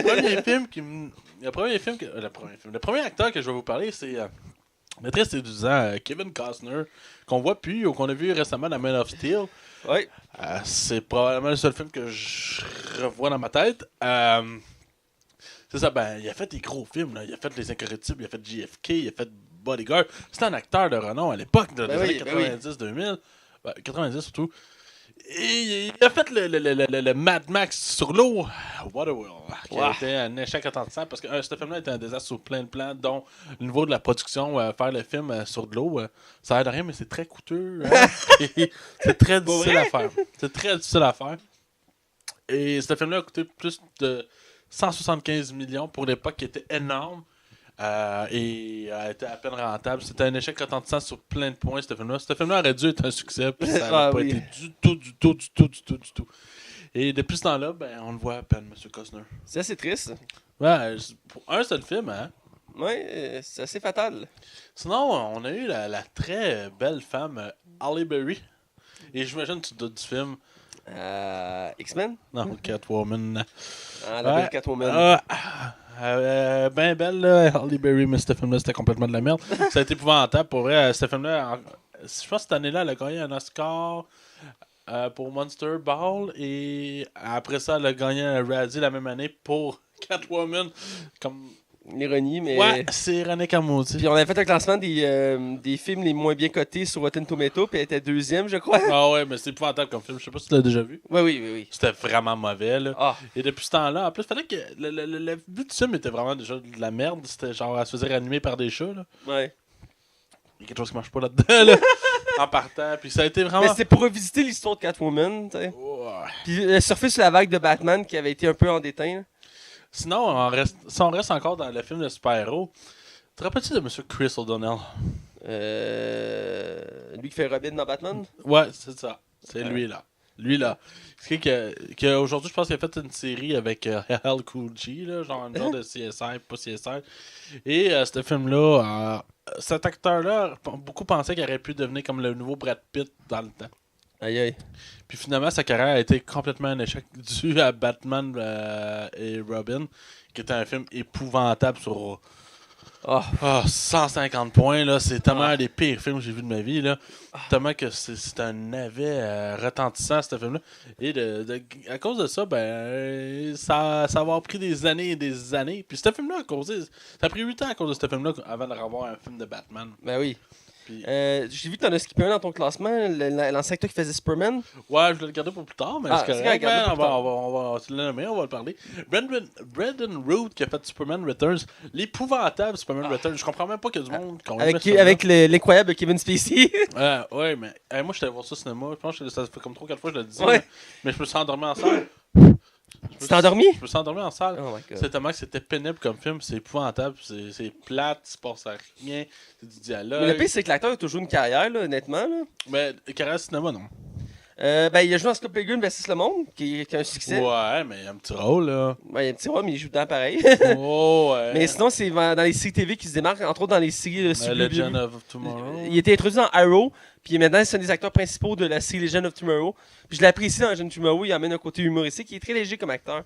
Puis il avait fait aussi un film, ça me rappelle, c'était basé sur un autre comique qui faisait une espèce de chasseur de vampires ou de monstres. Puis il avait une chemise rouge avec un veston noir. Et puis il avait, je pense, du gel dans les cheveux. Puis quand j'ai vu, je fais hey, c'est l'acteur qui fait Superman. Puis c'est sorti un peu après Superman. Puis ça aussi, ça avait été mitigé, mais c'était basé sur un autre comique aussi. Ouais. Sinon, on a l'acteur que lui, ça y a pris 3 films pour vraiment se planter, puis plus jamais qu'on le revoit. Hayden Christensen, le monsieur Anakin Skywalker. Ben, il a peur. Attends, il a pas fait 3 films, il a fait 2 films. Il a fait. Il a C'est pas... deux. Ouais, dans le premier, il était même trop jeune. Ben, c'était pas lui, là. Mais il a fait Jumper. Non, mais celui-là, c'était pas super Jumper. J'aimais le concept, moi. J'aimais le concept. Ouais, c'est ça, mais c'était censé être une franchise. Mais écoute, Ouais. c'est tellement loin dans ma tête que. Je pense qu'il avait même fait un jeu là-dessus. Ouais. Et non, c'est ça. Écoute, quand tu sais, d'Anakin dans l'épisode 2 et 3. C'est juste un enfant gâté super désagréable qui est pas intéressant. Son personnage est mal écrit, il est mal joué, c'est épouvantable pour vrai là. Et en plus, pour rendre hommage, dans la nouvelle version de Blu-ray de Star Wars épisode 6, à la fin, c'est lui qui est en hologramme. Oui, calique, pour faire plus de liens là. Ouais, tu sais. C'est épouvantable comme film. Ouais, non, je dois dire que. Le pire, c'est qu'il a pas fait beaucoup de films connus, mais le dernier film, en gros, qu'il a fait, c'est Jumper. Puis c'est dans Jumper qu'il a trouvé. Je pense qu'il est marié avec elle en ce moment. L'actrice principale de Jumper, c'est sa femme maintenant. Là. Je pense que j'ai lu qu'il était devenu professeur. T'es devenu professeur. Ouais, je me semble que oui. Là, je parle à travers mon chapeau, faudrait que je fasse un double check. C'est assez drôle. Mais il me semble qu'il est devenu professeur. Et il y a un film que j'ai écouté qui est sorti directement en DVD qui était pas tant pire. Il se fait opérer et il se réveille pendant qu'il est opéré, mais genre son subconscient se réveille. Ok. Puis il va réaliser dans le fond qu'il y a une manigance autour de lui, qui le but de l'opération c'est de le tuer à la fin. Puis lui il va pouvoir, tu sais, vraiment genre s'en sortir grâce à ça, mais j'ai pas dit que c'était un grand film. J'ai dit que ça a été pas pire. Ok, Ouais, continue. on l'a plus jamais revu après. Ouais. Ça là, c'est un des films qui me fait le plus de peine parce que c'est un acteur que j'aime beaucoup, surtout pour sa trilogie Austin Powers. Ah, Mike Myers. C'est Mike Myers, pas le tueur, là, pas Michael Myers, c'est Mike Myers. Il a fait le gag dans. Ouais, dans Driver, là. Driver, bon, le C'était gag. très bon. Non, c'est ça. Dans le fond, tout le monde le sait, il a fait le film Love Guru. Gourou. C'est un Ouais, film qui se passe avec Justin Timberlake, qui est un Québécois, qui s'appelle Jacques Lecoq, ouais Jacques Lecoq, je me rappelle. parce qu'il a un gros pénis. C'est gentil pour les Québécois, mais Ouais. ce film-là est de la marde, c'est mauvais, c'est complètement pourri, c'est sur plein de points, c'est pas drôle, c'est juste vulgaire, Jessica Alba ouais, est non là-dedans. Tout est pourri, ça se voulait un peu comme un Austin Powers dans le genre, mais dans un thème plus spirituel. Mais ça tombe, toutes les jokes tombent à plat, tout est mauvais, tout. Ouais, je me rappelle. Je me rappelle du gag où tu as Justin Timberlake qui a un tatou à son nombril. T'as une flèche qui pointe vers le haut, c'est de Men. Puis t'as une flèche qui pointe vers le bas, c'est de Legend. Là. Ah, je me rappelle même pas. Mais... Puis quand il arrivait pour aller le voir, il y avait une pancarte qui se disait coq dangereux. Puis comme de quoi tu parles, il ouvre la porte, puis il y a un gars qui saute dessus, puis qui l'attaque. T'es probablement le seul qui rit, mais c'est correct. Mais ce style-là m'avait surpris, mais je me rappelle, j'étais très jeune, je l'ai pas revu depuis, j'ai vu une fois. Ah, moi je l'ai revu. Il avait joué, je pense que c'était à V, genre, comme à Ouais. 3h du matin. À 11h du matin. Ah ouais, pis. Mais c'est pas bon, pis c'est de valeur parce que Mike Myers, je trouve que c'est un acteur qui faut qu'il fasse son Austin Power 4. Ça fait des années qu'il parle de le faire. Ben, Et le écoute, projet avait été relancé souvent, là. il a fait une autre franchise à succès, c'est Shrek. Ouais, mais j'adore Shrek, mais c'est du voice acting. Moi, je veux Puis- du Mike Myers. Puis là. je l'ai remarqué à un moment donné, je regardais son. Sa bouche, je l'avais pas vu, puis j'ai regardé son Wikipédia. Il fait des pubs, là. Et, ouais, il y a ça, mais il faisait des pubs de Sears, entre autres. Ouais. Parce que son frère travaillait chez Sears. Mais il avait joué dans le film Commando des bâtards. Oui, il fait un petit rôle de Général. général. Ouais. Puis là-dedans, il est full sérieux, puis c'était surprenant, puis il était un peu maquillé, fait qu'on le reconnaît pas super. Mais du coup, je l'avais pas reconnu. Mais il a pris beaucoup de poids, Mike Myers. Ouais, il a pris du poids, ouais. Puis les cheveux rendus blancs, là. Ouais, Ah. puis entre autres, cette année, on fêtait les 40 ans de SNL. Puis pour hommage, il avait repris son rôle de Docteur Terreur Ah pour ouais? un sketch, puis il était déguisé, puis tout, puis c'était vraiment bon. Ah, une fois à Austin Power 4, le troisième était tellement bon. Ah, écoute. C'est une trilogie que j'aime beaucoup. Ah, c'est que. Fait que sinon, on pourrait terminer avec lui. Ben, t'as pas parlé de Jennifer Garner non plus, je crois? Non, ben, je trouvais pas que ça valait la peine. Ok, là. c'est bon. C'est pas comme ça avait une grosse carrière non plus. Là. Non, c'est sûr. Sean Connery. Ah, Sean Connery. Un grand acteur, un grand James Bond. Un grand tout. Il a fait tellement de bons films, que ce soit dans Indiana Jones, tout ça. C'est un acteur de renom qui a fait son nom. Tout le monde sait c'est qui. En tout cas, ben, peut-être moins les plus jeunes, mais nous, on sait c'est qui. Puis c'est un acteur qui mérite amplement tout le succès qu'il a eu. Puis il a fait des films qui étaient assez bizarres aussi, même dans les années 80. Mais Sean Connery, c'est du lourd et malheureusement, il ne reviendra jamais au cinéma d'un parce qu'il se considère trop vieux. Ouais. Puis il a pris sa retraite, c'est correct. Je veux dire, il a fait une bonne Ouais. carrière. Mais ça a fini en queue de poisson. Ah. Parce qu'il a fait le Ligue des Gentlemen Extraordinaires. Et c'était un film adapté d'une bande dessinée de De DC. Alan Moore. Ouais, je pense que même Alan Moore le renie. Là, je savais Ben, pas. Alan Moore a renié tous les projets qu'ils ont fait de ces BD en film, là. Entre autres Watchmen. Qui est bon, Watchmen. Moi, j'ai aimé Watchmen. J'ai aimé Watchmen, il y a aussi vu pour Vendetta, entre autres aussi. J'ai jamais vu ça. Man, Je comprends pas ben pourquoi non. j'ai pas vu ce film-là. Man, tantôt, là, c'est la première chose que tu fais quand le podcast est fini, t'écoutes V pour Vendetta. Tout le monde dit que c'est fou comme film. Ah, c'est que... Mais c'est ça, malheureusement, la Ligue des Gentlemen Extraordinaires, c'était un mauvais film. Je l'ai revu l'an passé ou l'autre avant.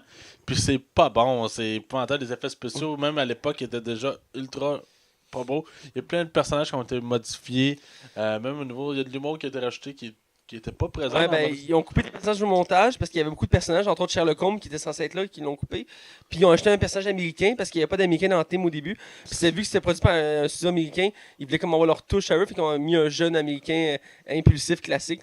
C'est aussi à gâcher un peu c'est. Puis, Mais espère la BD était écœurante. J'ai des amis qui l'avaient lu au complet, puis c'est dans les meilleurs BD là, qu'ils avaient lu. Là. Et je vais terminer avec quelque chose que tu n'as pas vu dans la liste que j'ai fait, mais qui apparaît et qui est sorti cette semaine. Il y a eu une entrevue avec Brendan Fraser, Monsieur la momie 1, 2, 3. Ouais. Puis il a expliqué pourquoi on le voit plus. Ah! Dis-moi. Puis je trouve ça très très légitime et très triste. Ah. Ouais, il y a un producteur, malheureusement le nom du producteur m'échappe. Ce producteur-là a agressé sexuellement Brendan Fraser. Même si Brendan Fraser avait probablement fin vingtaine, début trentaine, il a littéralement mis sa main dans les pantalons. Il a tâté dans des coins en arrière qu'il fallait pas. Et ça l'a complètement troublé du monde du cinéma. Et par décision, il a décidé de faire des petits films, puis il préférait juste se sortir pour lui. Puis il disait, à l'époque, je n'aurais jamais été capable de dénoncer parce qu'il disait qui m'aurait cru. Ouais, oui. Puis je comprends son point de vue. Puis c'est peut-être l'affaire Weinstein, ça va amener beaucoup de bien aussi. Fait que j'ai de la peine pour ce gars-là qui mérite clairement de revenir parce que c'est un excellent acteur, mais je comprends d'être dégoûté par le. Oui, à l'époque, j'ai écouté Mommy, je l'ai écouté avec un de mes amis. Puis lui, c'est un de ses acteurs préférés. Puis il m'a montré un de ses films qu'il avait fait au début, une comédie. Il était amoureux d'une femme, mais la femme, elle se caresse un peu de lui. Puis le démon décide d'aller le voir, puis il offre 7 souhaits. Monkey. J'ai oublié le nom du film, mais c'est dans le fond, le Satan est représenté par une femme sexy. Puis elle dit, t'as droit à 7 souhaits, sers-toi-en pour cruiser la fille que t'aimes. Puis à chaque souhait, il change son apparence et tout ça. Puis c'est très drôle, puis les gars sont vraiment bons. Puis ce que j'aime aussi, c'est dans chaque version, parce que ça change la réalité, c'est les mêmes acteurs qui reviennent, mais d'une nouvelle façon. Puis il y a des gags, autant stéréotypes, genre les roues sont trop sensibles, ou les sportifs ont des petites quéquettes, ou des trucs du genre. Mais c'est vraiment... j'avais beaucoup aimé cette comédie-là. J'avais écouté un film avec que lui, sa famille croyait qu'il y avait eu une bombe nucléaire. Fait qu'ils se sont construits un bunker au sous-sol. Puis il était sûr que les autres, la bombe avait sauté. Puis qu'ils passaient leur vie dans le bunker. Puis à un moment donné, ils décident de sortir. Puis ils réalisent qu'il n'y a rien qui a sauté. Mais les autres, ils ont passé comme 20-25 ans dans les décors des années 70. Oui, je l'ai vu, ce film-là. Puis dans le fond, le gars, il doit se réadapter à l'ère moderne. Tu sais, puis c'était bon pour vrai, là. C'était agréable. Oui, je me rappelle. Fait que c'est tout pour Maison de cinéma. Écoute, c'est très intéressant. T'as skippé Jennifer Garner, mais effectivement, on en avait déjà parlé, mais c'est toujours intéressant. Il y a beaucoup d'acteurs qui méritaient des secondes chances, entre autres Brendan Mote, qui joue Vas-y. qui joue dans les séries CWV de Legend of Tomorrow, mais il avait commencé une carrière cinématographique intéressante, mais il s'est planté avec Superman, ce qui est triste. Mais je souhaite qu'il revienne au cinéma, c'est un très bon acteur, je trouve. Je sais qu'il a fait un film il n'y a pas longtemps de science-fiction, qu'ils sont dans... c'est une simulation ou qui sont dans une espèce de bunker pour simuler comme si c'était dans une base spatiale. Puis entre autres, il y a d'autres acteurs des CW qui sont là. Puis ça vient comme un film d'horreur, puis la fin est assez surprenante. En tout cas, j'en avais déjà parlé à l'émission, mais bon, ça va être tout. Et là, on va être du côté non-spoiler. Et cette semaine, je rappelle, on parle du 3e film de la franchise Cloverfield, de Cloverfield Paradox. Attention, vous rentrez dans la zone non-spoiler. Attention, vous rentrez dans la zone non-spoiler. Alors, on est du côté non-spoiler, et cette semaine, je rappelle, on parle du dernier film dans la franchise de Cloverfield Paradox. Et ce film, on avait hâte de parler, toi puis moi, Max. Surtout moi. Surtout toi, t'en as beaucoup sur le cœur. Moi, on se doute de mon avis, parce que j'en ai parlé la semaine passée, mais toi, je connais pas le tien. Là. J'aime ça te surprendre. Je savais que ça allait t'énerver de pas savoir mon opinion, alors je la garde pour moi pour l'instant. Et on va être du côté du réalisateur, que je vois que tu as fait une petite erreur. Tu pas mentionné qu'est-ce qu'il avait fait avant. C'est pas une erreur. Ah, d'accord. Il a rien fait. Ah. Pour vrai, c'est son premier film. Il n'y a pas de TV, il n'y a pas de théâtre. Rien. Sérieux? Oui, fait que j'avais hâte que tu fais le dire, j'ai fait une erreur, là, il n'y en a pas! C'est Julius Ona, Ouais. donc un nouveau réalisateur de l'univers du cinéma. Écoute, il rentre en fracas, comme on dit. Ouais, c'est son premier puis son dernier film, saviez-vous ça? Pour vrai? The more you know. Max, c'est parti d'une pétition puis qu'il fasse le film. Oh, ouais, j'ai signé. T'as signé. Je l'ai parti. Je l'ai partagé. J'ai payé la pub. Alors, allez signer. Comme la... Ah, ça va être une de mes notes les plus basses. Shit. Quoi qu'il y a pas longtemps, t'avais fait un... Je pense que c'était un 1 que t'avais donné. 1.5. 1.5. Oh boy, j'ai hâte de voir ça. Donc, pour le casting, on a quelques noms connus. On a, Ouais, non, vas-y. on a Daniel... là, excusez-moi, c'est des noms assez... Ouais, ben, compliqué évident. parce qu'il est allemand à la base. là. Ouais, c'est Daniel Brühl. Brûle, ouais, je pense que je C'est, il a été connu récemment pour avoir joué le méchant Baron Zemo dans Civil War. Ouais, il a fait un film de NASCAR avec Chris Hemsworth aussi. Ah oui, je l'ai Ouais. vu ce film-là, oui, c'est vrai. Je l'ai jamais vu. Ouais, je l'ai vu, j'avais vu à la TV, c'est pas à l'écran. On a Elisabeth Debicki, qui est une actrice française, Ouais, la française. qui est connue entre autres récemment pour Gardien Galaxy 2. Je sais pas si sais-tu c'est qui. Ah, c'est celle qui fait. Non. Celle qui fait la Reine Dorée, là. Ah, pour vrai? Oui, c'est elle. Ah, c'est comme la fille qui fait Nebula, là. Ouais. C'est l'actrice qui joue dans Jumanji. Oui, Je savais pas, moi. Ça fait tard, ouais. Ah, moi je savais, c'est. Bon, j'ai un blanc sur son nom, ça part mal. Mais ouais, je sais de qui tu parles, là. Elle est rousse pis tout, là. Ouais. Ouais. On a Axel Henny. Là, j'ai un blanc de savoir c'est qui lui. Mais dis les noms, je vais aller chercher là. On a Axel Henny. On a. Là, celui-là, je suis pas sûr comment la prononcer, c'est un nom africain. Merci, Max. C'est Gugu Batara, c'est la fille noire principale du film. C'est elle qui représente les Britanniques, parce que dans le fond, je vais reparler plus loin, mais chaque acteur représente un pays. On a Chris O'Donnell. Lui aussi, on va regarder c'est qui, parce que je me rappelle pas c'est qui. Chris O'Donnell, c'est le gars, le technicien qui passe son. Ouais, c'est pas le rien. Il représente l'Irlande, je crois, si je me trompe pas. Quelque chose comme ça, ouais. Si je me fie à son drapeau, c'était l'Irlande. Et qui est connu, entre autres, pour Le Voyage de Gulliver avec Jack Black, que j'avais bien apprécié comme film. Ouais, il fait un très très petit rôle. Là. Un petit rôle. Puis il fait encore un plus petit rôle dans Thor 2. Un autre acteur que je joue dans Marvel. Axel Henny, c'est. Le russe. Le russe, ouais. D'accord, le russe que je connaissais pas, mais il a joué dans The Martian, donc quand même. Mais comme je disais ça, Chris O'Donnell, qui avait joué un mini-rôle dans Thor 2, pour ceux qui s'en rappellent pas, c'est normal. Il fait de la fréquentation de Nathalie Portman au début du film. T'as-tu vu ça, Nathalie Portman a dit qu'elle était pas fermée, elle dit de revenir. Ouais. J'ai vu ça passer aussi, ouais. Ouais, je serais- pense. je serais curieux- Marvel ne les reprendront pas. Ben, Quand t'as ça de la compagnie. oui, mais en même temps, ils sont dans une vague de représenter les femmes, donc ce serait une belle occasion de ramener un personnage comme ça. Bon, en tout cas. Je sais que Max, t'aimes avec ça, t'es un misogyne, sexiste et tout ça. Hey, monsieur homophobe. On a tous des défauts, Max. Ouais, c'est ça. Non, bref. Donc, ça, le casting, c'est produit par Bad Robot La Et- maison de production à DJ Abrams. à DJ Abrams. Je l'ignorais. D'ailleurs, DJ Abrams produit la franchise Cloverfield. Mais maintenant, si t'écouteras Star Trek, le trois dernier, tu vas voir Bat Robot apparaître tout le temps au début. Ah, d'accord. Et c'est aussi produit par Paramount Pictures. Ça doit être eux qui est parrain, là, dans le fond. Et c'est distribué par Netflix, parce que c'est Netflix qui a l'exclusivité de ce film-là. Ouais, c'était pas prévu.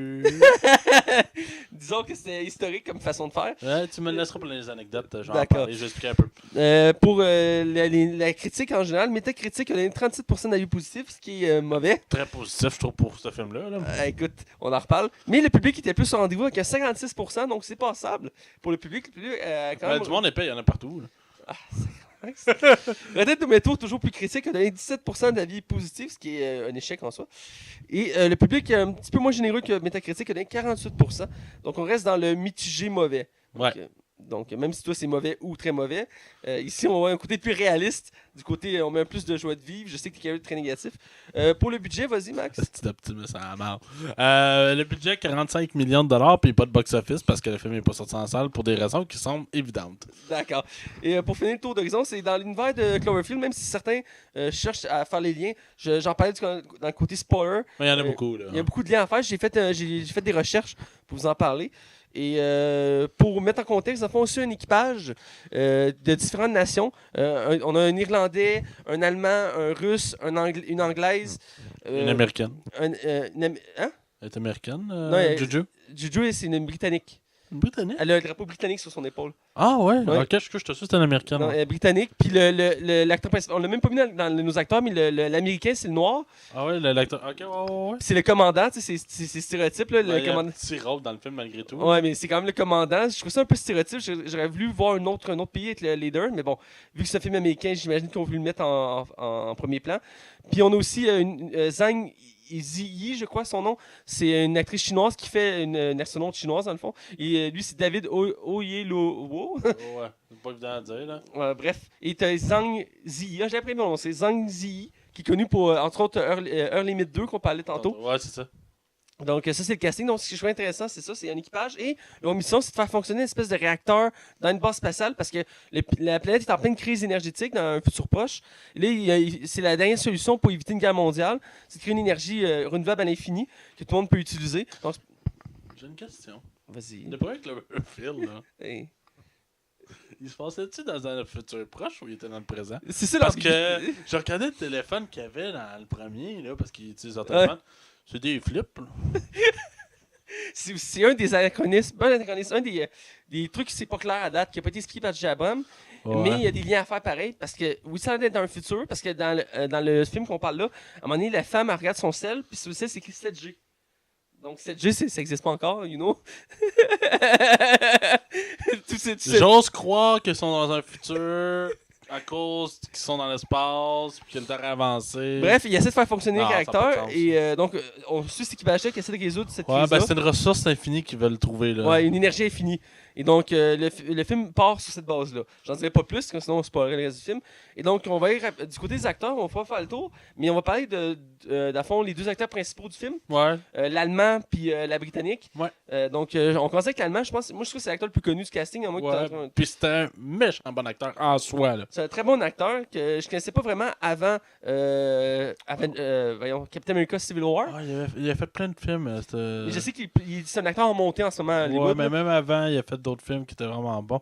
Juste que là, j'ai oublié. Ben, il y a son film de Formule 1 que j'avais vu, mais je me rappelais pas que c'était lui. Ouais, ben, parle de lui, je vais aller voir Ok. c'est quoi l'autre film qu'il a fait. Mais pour commencer, vu que tu me laisses partir là-dessus, dans le film, je trouve que c'est un de ceux qui s'en sort le mieux, si je peux dire. Ouais. Ben, ils ont tous de la misère, les personnages, on s'entend. Mais ici, il fait un physicien, je me trompe pas. Il joue dans Bourne. Ah, il joue dans Bourne, d'accord. Inglourious Bastard. C'est ça, c'est là que je le replace. Ah, il joue dans le Commando des bâtards. Oui, c'est le mari, le gars qui tripe sa française. Ah, c'est le gars qui tripe sa française? Oui, c'est ça, Ah! je savais que j'ai fait de quoi. Ah, de man, oui, là, je me rappelle. Ok, Hein? désolé, flashback, désolé. Ok, c'est bon, j'ai fini, vas-y. Pour revenir à l'acteur, écoute, je sais que le film a beaucoup de défauts, Ouais. mais l'acteur, je trouve que c'est pas le pire de la gang, honnêtement. Ah, je sais où tu t'en vas. Mais ouais, continue. Mais, mais je veux dire, c'est dur à parler de son personnage sans spoiler le film en tant que tel. Ben écoute. Je dirais que dans l'ensemble, c'est lui qui s'en sort un des moins pires, je dirais. Quand t'as un acteur de même dans un film comme ça, c'est tellement triste.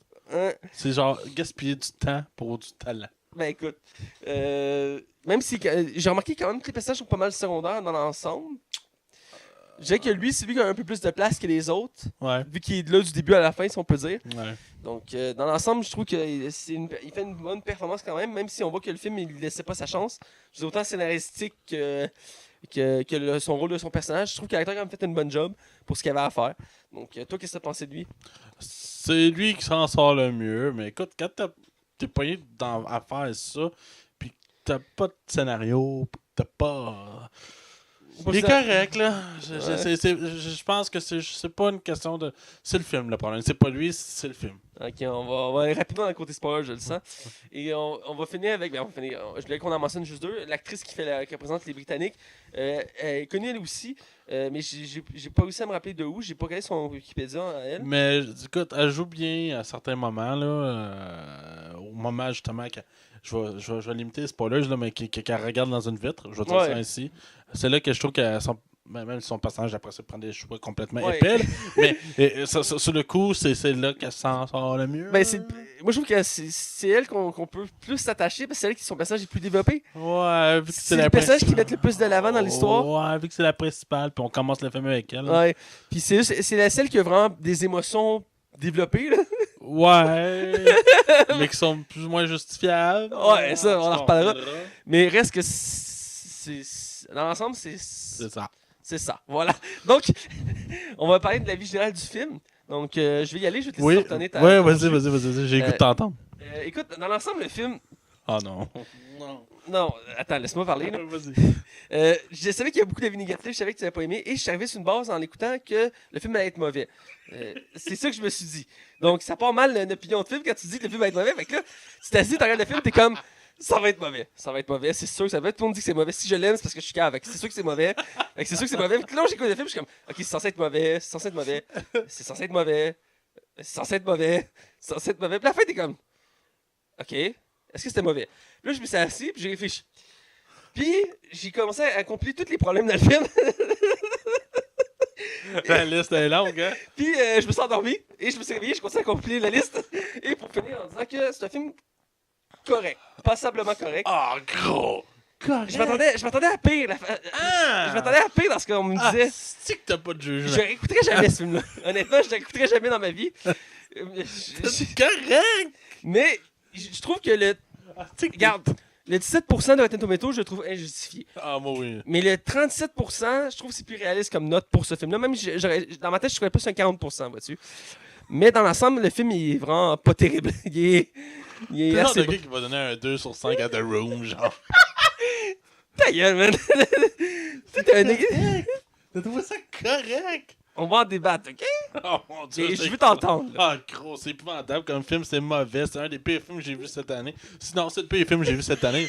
Pour vrai, c'est tellement mauvais sur plein de points. Les personnages sont mauvais, le décor est mauvais, les effets spéciaux sont mauvais, l'histoire est mauvaise, le concept est mauvais. Tout est mauvais, tout est à jeter dans ce film-là. C'est épouvantable. L'interaction, les choix de décision. C'est un hommage à Alien tout croche. C'est pourri. C'est épouvantable comme film. J'en reviens même pas que ça existe. Je comprends pourquoi que c'est sorti sur Netflix. Netflix l'a récupéré. C'est dit 45 millions, on le rembourse. Les autres rentrent dans leur argent. On le sort pas en salle parce que ça va. Il aurait probablement fait moins. Tellement que c'est un film catastrophique sur plein de points. C'est un mauvais film. Écoute, en faisant mes recherches, j'ai compris un peu l'existence de ce film-là. Je t'ai expliqué dans le côté spoiler. Mais il était obligé de le faire en quelque sorte, ce film-là. Ouais, mais moi, de ce film-là, je l'ai eu de plus en plus. D'accord. Plus les journées avancent, plus je le déteste. C'est bon, ça, tu développes de haine. Mais le pire, c'est fou quand tu. Comment. La prémisse qui avait sorti à la base avant que le film sorte, c'est que il se ramassait dans l'espace au même moment que les aliens attaquent. Ouais. Mais c'est pas ça qui arrive, là. Ben, écoute, c'est épouvantable comme film. Puis pour vrai, le concept était écœurant. C'est peut-être qu'un concept aussi bon vous rendre un film aussi mauvais. Ah, mon Dieu, que c'était ignoble comme film. écoute, je m'en parlais sur le côté spoiler, mais le film aurait pu être mieux, mais il a été Mieux, obligé. tu dis. Il aurait dû être mieux. Il aurait jamais dû sortir. Mais J.J. Abrams, il était plus ou moins obligé de le faire, ce film-là. Il aurait pu retravailler le scénario, c'est certain. C'est sûr à 100%. Oui. Mais l'histoire, il fallait qu'elle existe, cette histoire-là, pour que ça fitte, parce qu'il est en train de créer un univers. Puis chaque film a un lien qui construit l'univers de Cloverfield. Je comprends. Je le comprends. Puis je trouve ça super cool comme idée. Tant que Cloverfield Lane aurait pu être un film banal sans ça. Puis ça rajoute un lord ultra cool au film. Mais gros, quand t'as pas de scénario, tu fais pas de film.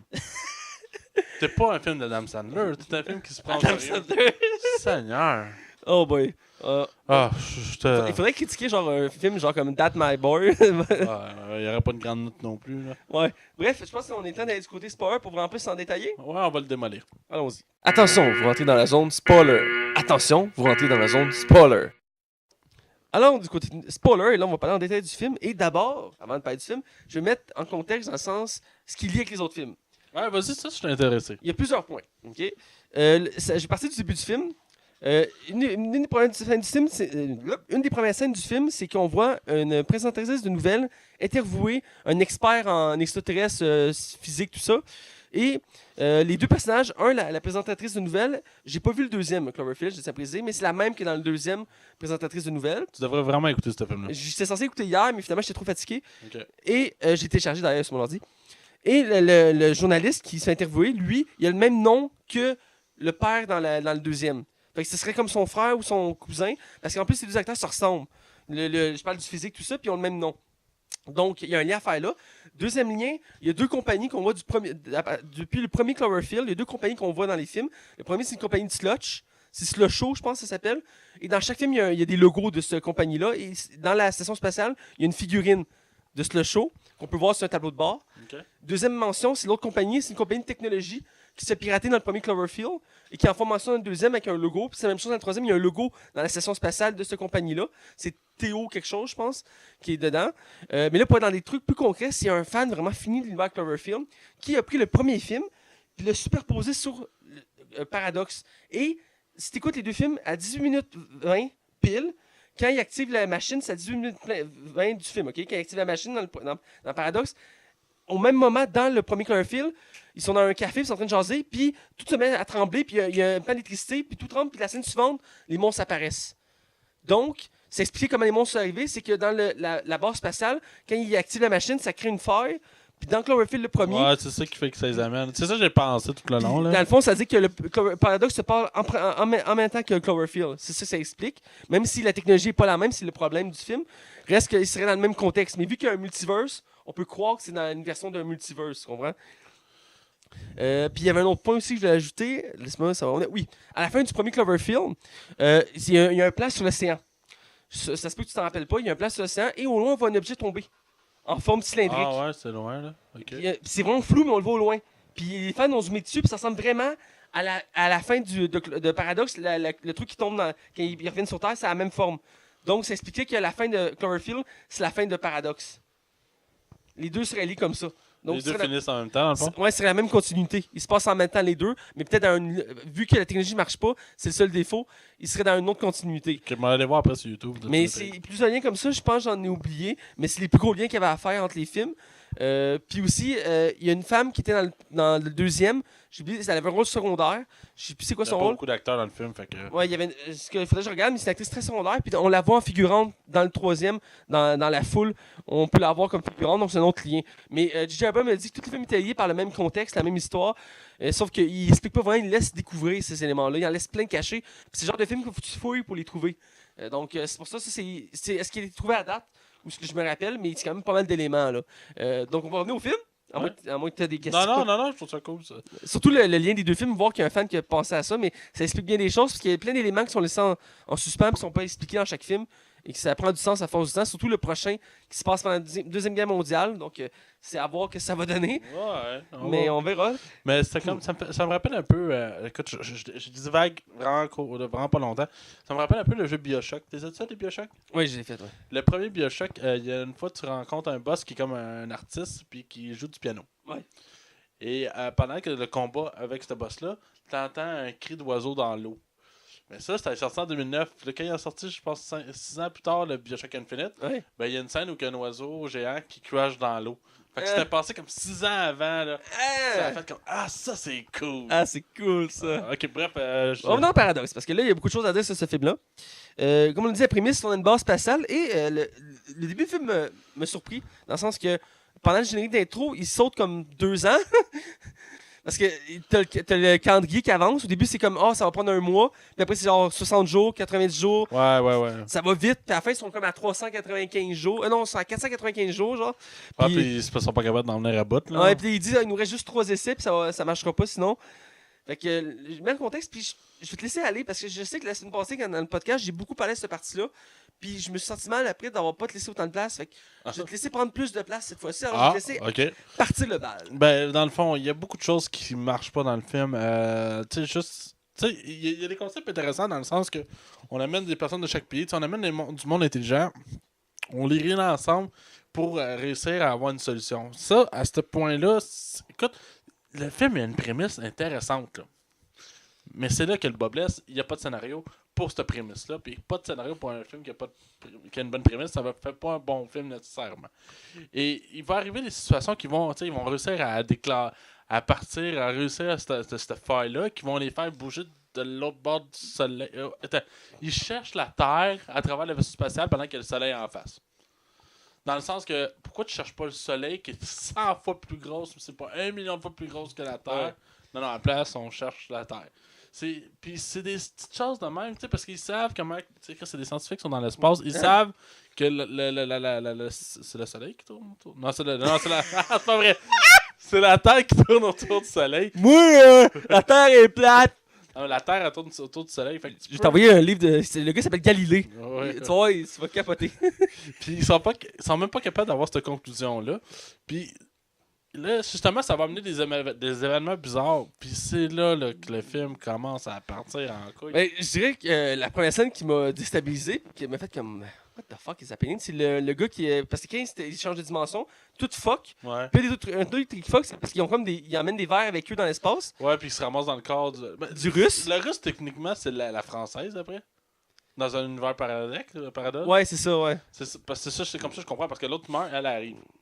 Ouais, elle se ramasse avec comme plein de tuyaux à travers le corps, puis il l'enlève, puis il n'y a pas de cicatrice. C'est la seule survivante de sa station, elle. Ouais, puis là, elle dit que l'autre, c'était un traître, puis.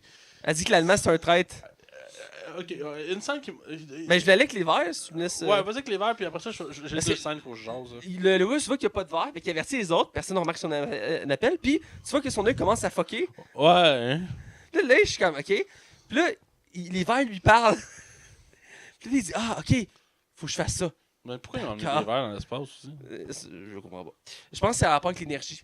Parce que je pense que c'est pas des verres normaux, c'est des languilles, je pense. Ah, ok, peut-être. Je crois. Bref. Et là, il va se créer une arme avec la machine à armes, parce qu'il peut créer des armes dans cette base-là. Et là, il décide de les attaquer. Ça, je trouve ça un peu random comme scène. Puis ça suit avec la scène où il l'emmène dans la place de clinique. Ouais. Puis qu'il éclate, genre. Ouais. Ça, j'ai trouvé ça. Ah. J'ai pas aimé cette scène-là. Moi, deux choses qui m'ont cassé dans le film. Le gars qui perd son bras. Ouais. D'un, c'est juste bizarre comme scène avec le bras qui. Il aurait dû avoir une tension. Ça aurait dû être pareil, non drôle, en partant. Puis que son bras, il est pogné dans une genre une plaquette de métal. Puis son bras bouge à travers. C'est bizarre. Puis au moment qu'il réussit à se retirer de là, le moment qu'il découvre qu'il n'y a pas de bras, c'est la réaction la plus. Non, ça passe pas. Le gars, hey, j'ai plus de bras. Ah, ben voyons. J'ai plus de bras, tout le monde. Non, tout le monde, j'ai plus de bras. Tu sais, c'est tellement absurde comme réaction. Une personne normale crierait, ok? C'est pas normal que tu vois ton bras qui disparaît, puis que la seule réaction que t'as, c'est ah, j'ai plus de bras. Tabarnak, tu viens de perdre ton bras, t'es censé capoter. Puis plus tard, il retrouve son bras, puis il pose la question mais c'est quoi? C'est quoi, Chris? C'est évident que c'est ton bras. Il était le seul qui a perdu un bras. Tu penses que c'est quoi? Puis il demande s'il peut le récupérer. Ben oui, puis il fait. Puis il amène une feuille au bras pour que le bras il crie quoi? Ça, je fais ça. C'est tellement absurde, là. Là, elle marche pas, elle compte pas, je veux dire. C'est même. C'est même pas expliqué, c'est juste. Ça se veut drôle. Je pense pas. C'est censé être flippant, je pense. Non, c'est juste stupide. C'est juste stupide. Les réactions du personnage sont complètement mauvais. Pauvre gars, man. J'espère qu'il fera plus de films après. Mais sérieusement, après ça. C'est un réalisateur aussi à la base. Ça va pas mal ton idée. Mais... je sais bien, mais moi, on se dit c'est épouvantable. Mais après ça, la fille qui revoit ses enfants dans l'univers parallèle, dans une vitre. Puis elle fait ah non, je lâche tout, je m'en vais chercher. Ouais, mais attends une minute, là. Dans l'univers parallèle, t'existes, puis elle a tes enfants. Toi, ce que tu veux faire vivre, c'est récupérer des enfants pour qu'elle vive la même chose.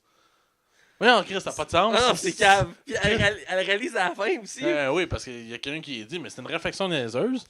Puis, c'est cave. Puis, on va parler de la française aussi qui est ajoutée au milieu du film. C'est d'un, la scène est assez perturbante. Il la trouve dans les conduits, genre elle est transpercée de partout. Ouais, puis elle a aucune cicatrice après, hein. Ben il la soigne là parce qu'ils ont. Ouais, mais ça, t'as des cicatrices, je ouais, j'imagine. Mais écoute, puis ça prend un certain temps avant que tu caches que c'est dans une autre dimension. Puis c'est elle qui va le confirmer dans le sens que elle connaît tout le monde. Là t'es comme, pourquoi ça connaît tout le monde? T'as dit lui je le connais pas. Puis après je pense que c'est les Russes. Puis elle dit lui je le connais pas. Genre. Parce que c'est elle là. Ouais. Puis là c'est vraiment personnel. Puis c'est là que c'est intéressant, c'est le multiverse. C'est pas quelque chose qui est très exploité dans les films. Puis j'ai aimé cette partie-là du film dans le sens que tout le long, ils cherchent la Terre, puis à un moment, il reste qu'ils sont dans une autre dimension, puis c'est elle qui amène le lien. Puis c'est elle qui. Parce que tout le monde se fait tuer un après l'autre, faut le préciser. Puis c'est des morts assez stupides aussi dans le film. Entre autres, le gars qui perd son bras, il colmate des tuyaux. Puis genre là, il y a comme un truc magnétique qui part random. Puis tout se fatigue. Puis comme, ah, mais qu'est-ce qui se passe? Puis il s'approche. Puis ça a l'air de lui. C'est comme le métal qui arrive comme des tentacules. Ah ouais, puis ça le tue comme ça. Puis on le voit pas. On le voit pas. Puis dans le fond, ce film-là joue le piège du on tue un personnage à la fois. Ouais. Cette affaire-là. On noie la fille, la chinoise. Ouais, elle se noie. Elle se noie. Pourquoi? Parce que l'univers parallèle a décidé qu'elle se noyait. Ouais. Parce que le système se désactive. Ça part le système de sécurité. Puis l'eau embarque. Puis... C'est ça. Comme si comme si le vaisseau devenait intelligent par après. Puis qu'il faisait comme moi, je vais tuer tout le monde. Mais ça marche pas. Ça n'a pas de sens. Ça a juste pas de sens. Ça Ben, fait pas. L'explication qu'elle apporte, c'est que les deux univers sont en train de se ricocher. Puis il y en a juste un qui peut coexister. Fait que là, ils sont pas censés être là. Fait que ça fuck. Ça crée une espèce de bug. Ben ouais, mais elle est toute seule. Dans l'autre univers parallèle. C'est ça qui. Il y a plein de choses comme ça. Puis il y a plein de réflexions. Tu te dis, Chris, l'autre, il l'enferme parce qu'il s'allège c'est un traître. Mais il n'y a aucune preuve que c'est un traître. Fait qu'il décide de l'enfermer. Il trouve des documents disant qu'il est trahi. Là. Puis c'est flou un peu ça, mais c'est la Française qui a dit allez voir dans ses. Elle monte un fichier, je pense, puis c'est pour montrer la preuve que c'est un traître, puis c'est dans son univers à elle, c'est le traître. Ouais. Mais... Parce que dans leur univers à eux, ils annoncent que l'Allemagne est sur le point d'attaquer le monde pour y payer de l'énergie. Fait au début, ils soupçonnent d'être un traître parce qu'ils disent ah, c'est clair, ton pays est en train d'attaquer tout le monde, toi, tu veux pas qu'on réussisse notre mission. Ouais. Mais. Puis j'ai un blanc, mais comment il meurt le Brésilien Le Brésilien, c'est lequel ça? Lui qui échauffe, là, le médecin. Le médecin, quand il meurt déjà, le médecin? Le médecin, là, tu me parles. Là. C'est lui qui s'occupe de soigner la Française, puis qu'il ouvre le corps de. Il hésite à ouvrir le corps de l'autre, puis finalement, c'est la chinoise qui ouvre le corps, il échauffe, puis il a un teint balsamé. Je vais aller chercher, là, tu m'intrigues, là, je l'ai... C'est lui. Ah, il se fait tirer par la Française. Ah, c'est ça, oui. Il se fait tirer. Comme ça. Ouais. Ouais, parce que là, il y a des cheveux. Là, Ouais, j'avais oublié comment il était mort. il se fait tirer dans le corridor. Parce que la Française, on apprend finalement qu'elle est méchante, là, dans le sens que elle veut sauver son univers, puis le seul moyen, c'est parce qu'ils n'ont plus de base, fait qu'elle veut voler cette base-là, puis la garder pour elle. Ça faisait très de Dead Space aussi à la fin, là, avec le costume. Là. À un certain moment, je pensais qu'il y allait avoir des monstres, parce qu'on entend des bruits à un moment donné. Ouais, moi je pensais que c'est ça qu'elle allait avoir. Moi je pensais que ça allait dans le même genre qu'Alien, dans ce sens-là. Ouais. Non. C'est juste l'univers parallèle qui fuck tout. T'as le capitaine américain qui est séparé, le vaisseau se fait séparer, fait qu'il se suicide. Aussi en parallèle, on suit le mari de la Britannique qui se cache dans un bunker avec une fille. Qui trouve une petite Puis fille. j'ai trouvé une scène intéressante, c'est quand il roule, puis il reçoit des textos disant va pas à l'hôpital, c'est détruit, va pas à telle place, c'est détruit. Puis t'es comme, oh, ça, tout est détruit. Puis il s'avance vers un bâtiment, puis t'as juste une ombre d'une créature qui avance au loin. Ouais. Puis t'es comme, what the fuck is that? C'est très. Puis c'est inquiétant, du coup, t'es comme pas sûr. Puis il va se cacher dans un bunker. Parce qu'il réussit quand même à te mettre un doute que. On sait pas si c'est vraiment une attaque extraterrestre. Ouais. Mais Chris, on le sait tout, c'est comme un 10 Cloverfield Lane, tu vas voir tout le long, t'es comme, Chris, c'est un film d'Alien? Mais je me suis demandé, le bunker qui va, c'est-tu le bunker dans Cloverfield Land? Je dis rien. Ok. Tu feras non, mais faut vraiment que tu l'écoutes pour Ok. C'est ce lien que j'ai mais douté. non. Ok. Parce que j'ai douté pour ça. Mais reste que j'ai trouvé ça intéressant, puis j'ai aimé. La scène finale me surpris, la scène finale du film. La dernière scène, Ouais. c'est la seule affaire possible du film. Ouais, ben, c'est lui qui est, dans le fond, il est dans son bunker, puis on appelle de quelqu'un. Je pense que c'est Simon Pegg qui fait cette voix-là. Ça doit être des gars de la NASA, genre. Puis il dit, écoute, on s'est communiqué avec eux, ils s'en viennent sur Terre. Puis il est comme, non, faut pas qu'ils viennent sur Terre. Ben, il fait comme, ben, on n'a pas le choix, faut les ramener, il peut pas rester à l'espace. Il fait, non, dis-leur, non. En tout cas, voyons, qu'est-ce qui se passe? Deux satellites qui descend, là, t'as du brouillard, puis tabarnak. T'as la créature qui sort. Ça, c'est cool. Ah, écoute, j'ai fait le saut. Ah, tu t'en attendais pas pour vrai? Ben, je m'attendais pas à la voir dans le film, la bestiole. Ben ouais, moi j'étais sûr que oui, ouais. Puis c'est la même que dans le Cloverfield, là, en passant. Là. Oh, ouais, Parce que je savais voir si c'était la même, puis c'était la même, mais c'est plus grosse, parce que dans le Cloverfield, ouais, là, parce que là, elle dépasse les nuages, là. Ouais, elle dépasse les nuages, puis je me rappelais pas, mais il explique dans le Cloverfield que, dans le fond, c'est comme un bébé, là. Ouais, ça se peut, ça. Puis il explique que, dans le fond, selon parce qu'ils font des calculs, puis dans le fond, à peine, je pense que c'est le 1/8 de sa taille, là. Puis dans celui-là, tu vois que ça va dans le ciel. Là. Oh, ouais, c'est immense, là. Mais cette scène-là est belle, puis elle est vraiment cool. Tu sais, j'ai l'impression que ce film-là était basé sur cette fin de scène-là. Puis aussi qu'il réussit à la fin à réparer le générateur, c'est... Mais tu sais, t'imagines-tu comment ça donne une belle trip, par exemple? T'arrives, là, c'est à terre, là. Là, c'est pas une petite bébête dans l'eau, là. Hey, t'imagines-tu pour vrai? Ah, c'est Chris. Hein? Ça doit être battrippant. Déjà, je serais battrippé dans l'espace. Ouais, moi aussi, genre, je suis pas capable de. On me dirait, Max, faut que tu prennes un vaisseau spatial. Pas un vaisseau spatial, mais comment on appelle ça? Là? Navette. Une navette, je serais comme. Ah! Ah! Déjà, j'ai le vertige. Écoute, j'ai pris l'avion une fois dans ma vie, puis j'ai freaké ma vie. Ah ouais, moi, faut que je l'ai jamais pris encore. Je vais partir en voyage bientôt, puis je vais le prendre, puis. Écoute, c'était pas un long voyage, j'étais allé à Cuba, mais. Écoute, quand l'avion a décollé, là, je me suis cramponné après le vent. Ah ouais. Quand on a atterri aussi. Ah, écoute. Tu fais-tu des manèges à la ronde, toi? Oui, je fais des manèges à ronde. J'y fais pas tout, honnêtement, mais j'en fais de plus en plus. Mais j'ai une peur des avions. Puis écoute, mais si mes parents étaient pas là pour me conforter, là, puis écoute, ça fait 2-3 ans, là, j'étais pas très jeune. Là, mais, T'étais déjà mature, là. T'avais déjà de la écoute, barbe, là. Je shakais, là. J'étais comme, on va crever, on va tous crever. Oh mon dieu. Bref, pour revenir au film rapidement, ben écoute, c'est ça. C'est plein d'incohérences. Les personnages, pour vrai, ils surjouent ou jouent mal. Ouais, mais Ou c'est pas réaliste comme réaction. surtout lui qui manque son bras, là. Ah, c'est un des pires, là. Écoute, visuellement, même les effets spéciaux, ils datent. Pour un film qui vaut 45 millions, là, sacrifice. C'est rempli d'affaires comme ça qui sont. Je pense à ça. On a bien le film, mais il y a un personnage qu'on a oublié de parler. Lequel? C'est le gars qui s'occupe de l'oxygène, puis il est là au début du film, c'est le premier à crever.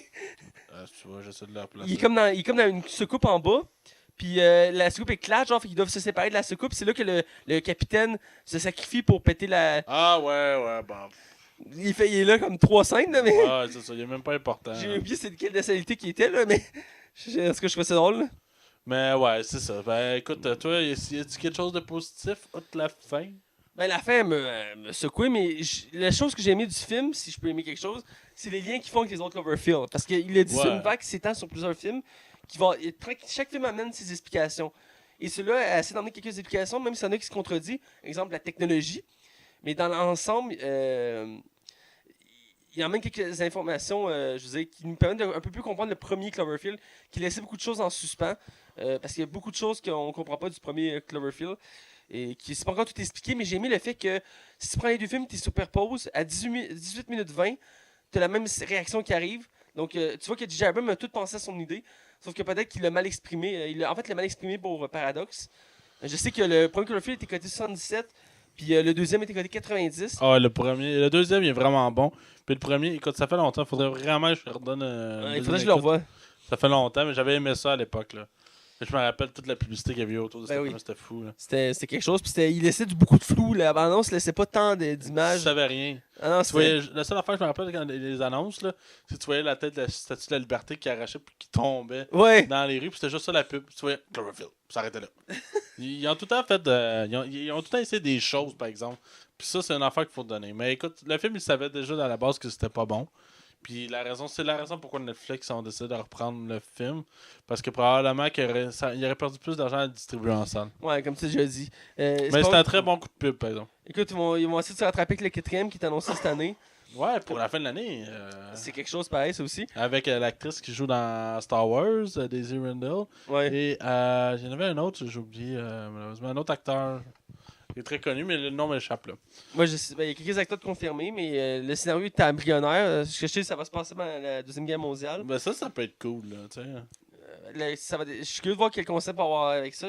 J'imagine qu'ils vont corriger les erreurs qu'ils viennent de faire dans Paradox. Il pourrait quasiment pas le compter, genre. Ben, comme je te dis, il y a plusieurs liens à faire avec qui expliquent plein d'éléments, entre autres comment les monstres apparaissent sur Terre. Ça cause les failles qu'ils créent à cause de la machine. Parce que les monstres viennent d'un autre univers. Dans le fond, c'est ça qui explique dans le film. Là. Ok, ouais. C'est ce qui explique. Là. Parce que si tu fais les liens, c'est que dès que la station disparaît, les monstres apparaissent sur Terre. Puis quand ils reviennent, ils sont déjà là. Puis ces monstres-là, ben, ils viennent de l'autre monde. Puis c'est ça, il fait pas. Ah, c'est ça, lui. Il joue en Game of Thrones. Ouais. C'est-tu lui qui fait. Voyons, Iron Fist? Non, c'est pas lui qui fait. Il ressemble. Il ressemble, mais c'est pas lui. Non, il est là depuis la dernière saison de Game of Thrones. Il fait un personnage assez trou de cul dans Game of Thrones, entre autres. Je peux pas dire c'est quoi son nom d'acteur, là, mais.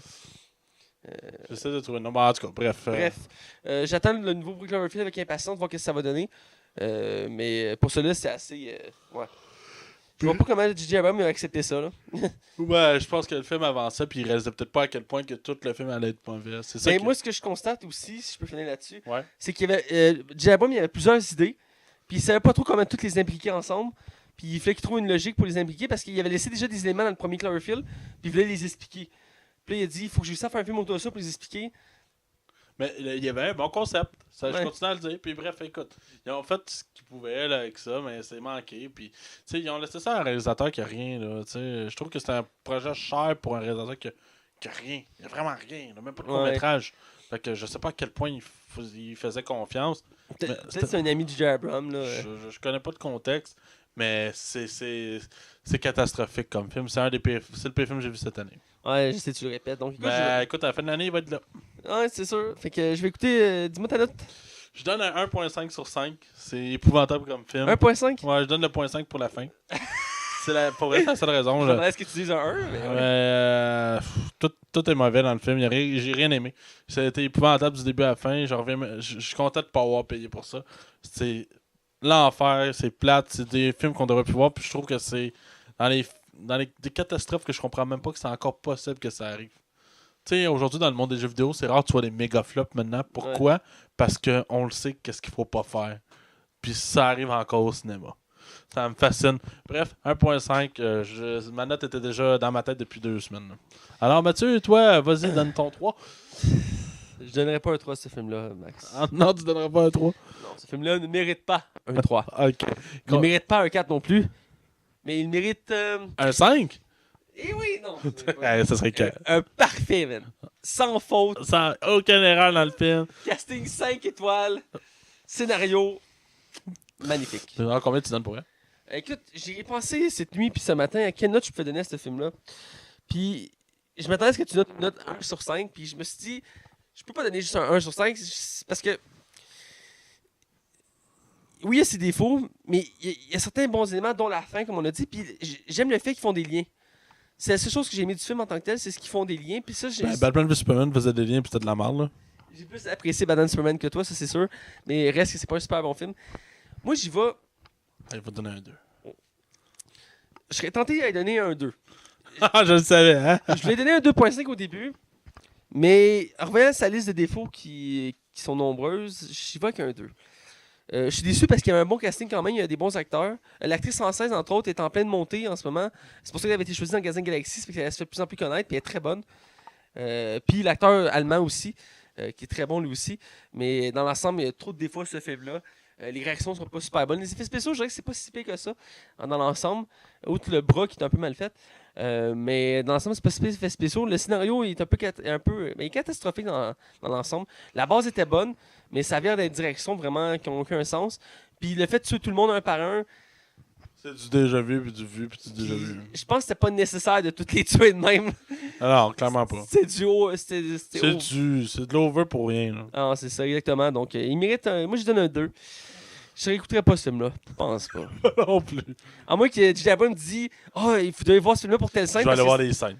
Ouais, c'est ça. Je n'irai pas voir le film. Non. Ah, c'est ça. Donc, ça conclut. La pire, c'est ce qui me. Qu'est-ce que je suis content, là, dans tout ça, là. Si ce film-là serait sorti au cinéma, j'aurais été.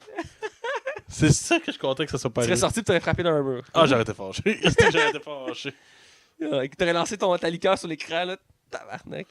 Non, bref, on est rendu au mot de la fin. Ouais.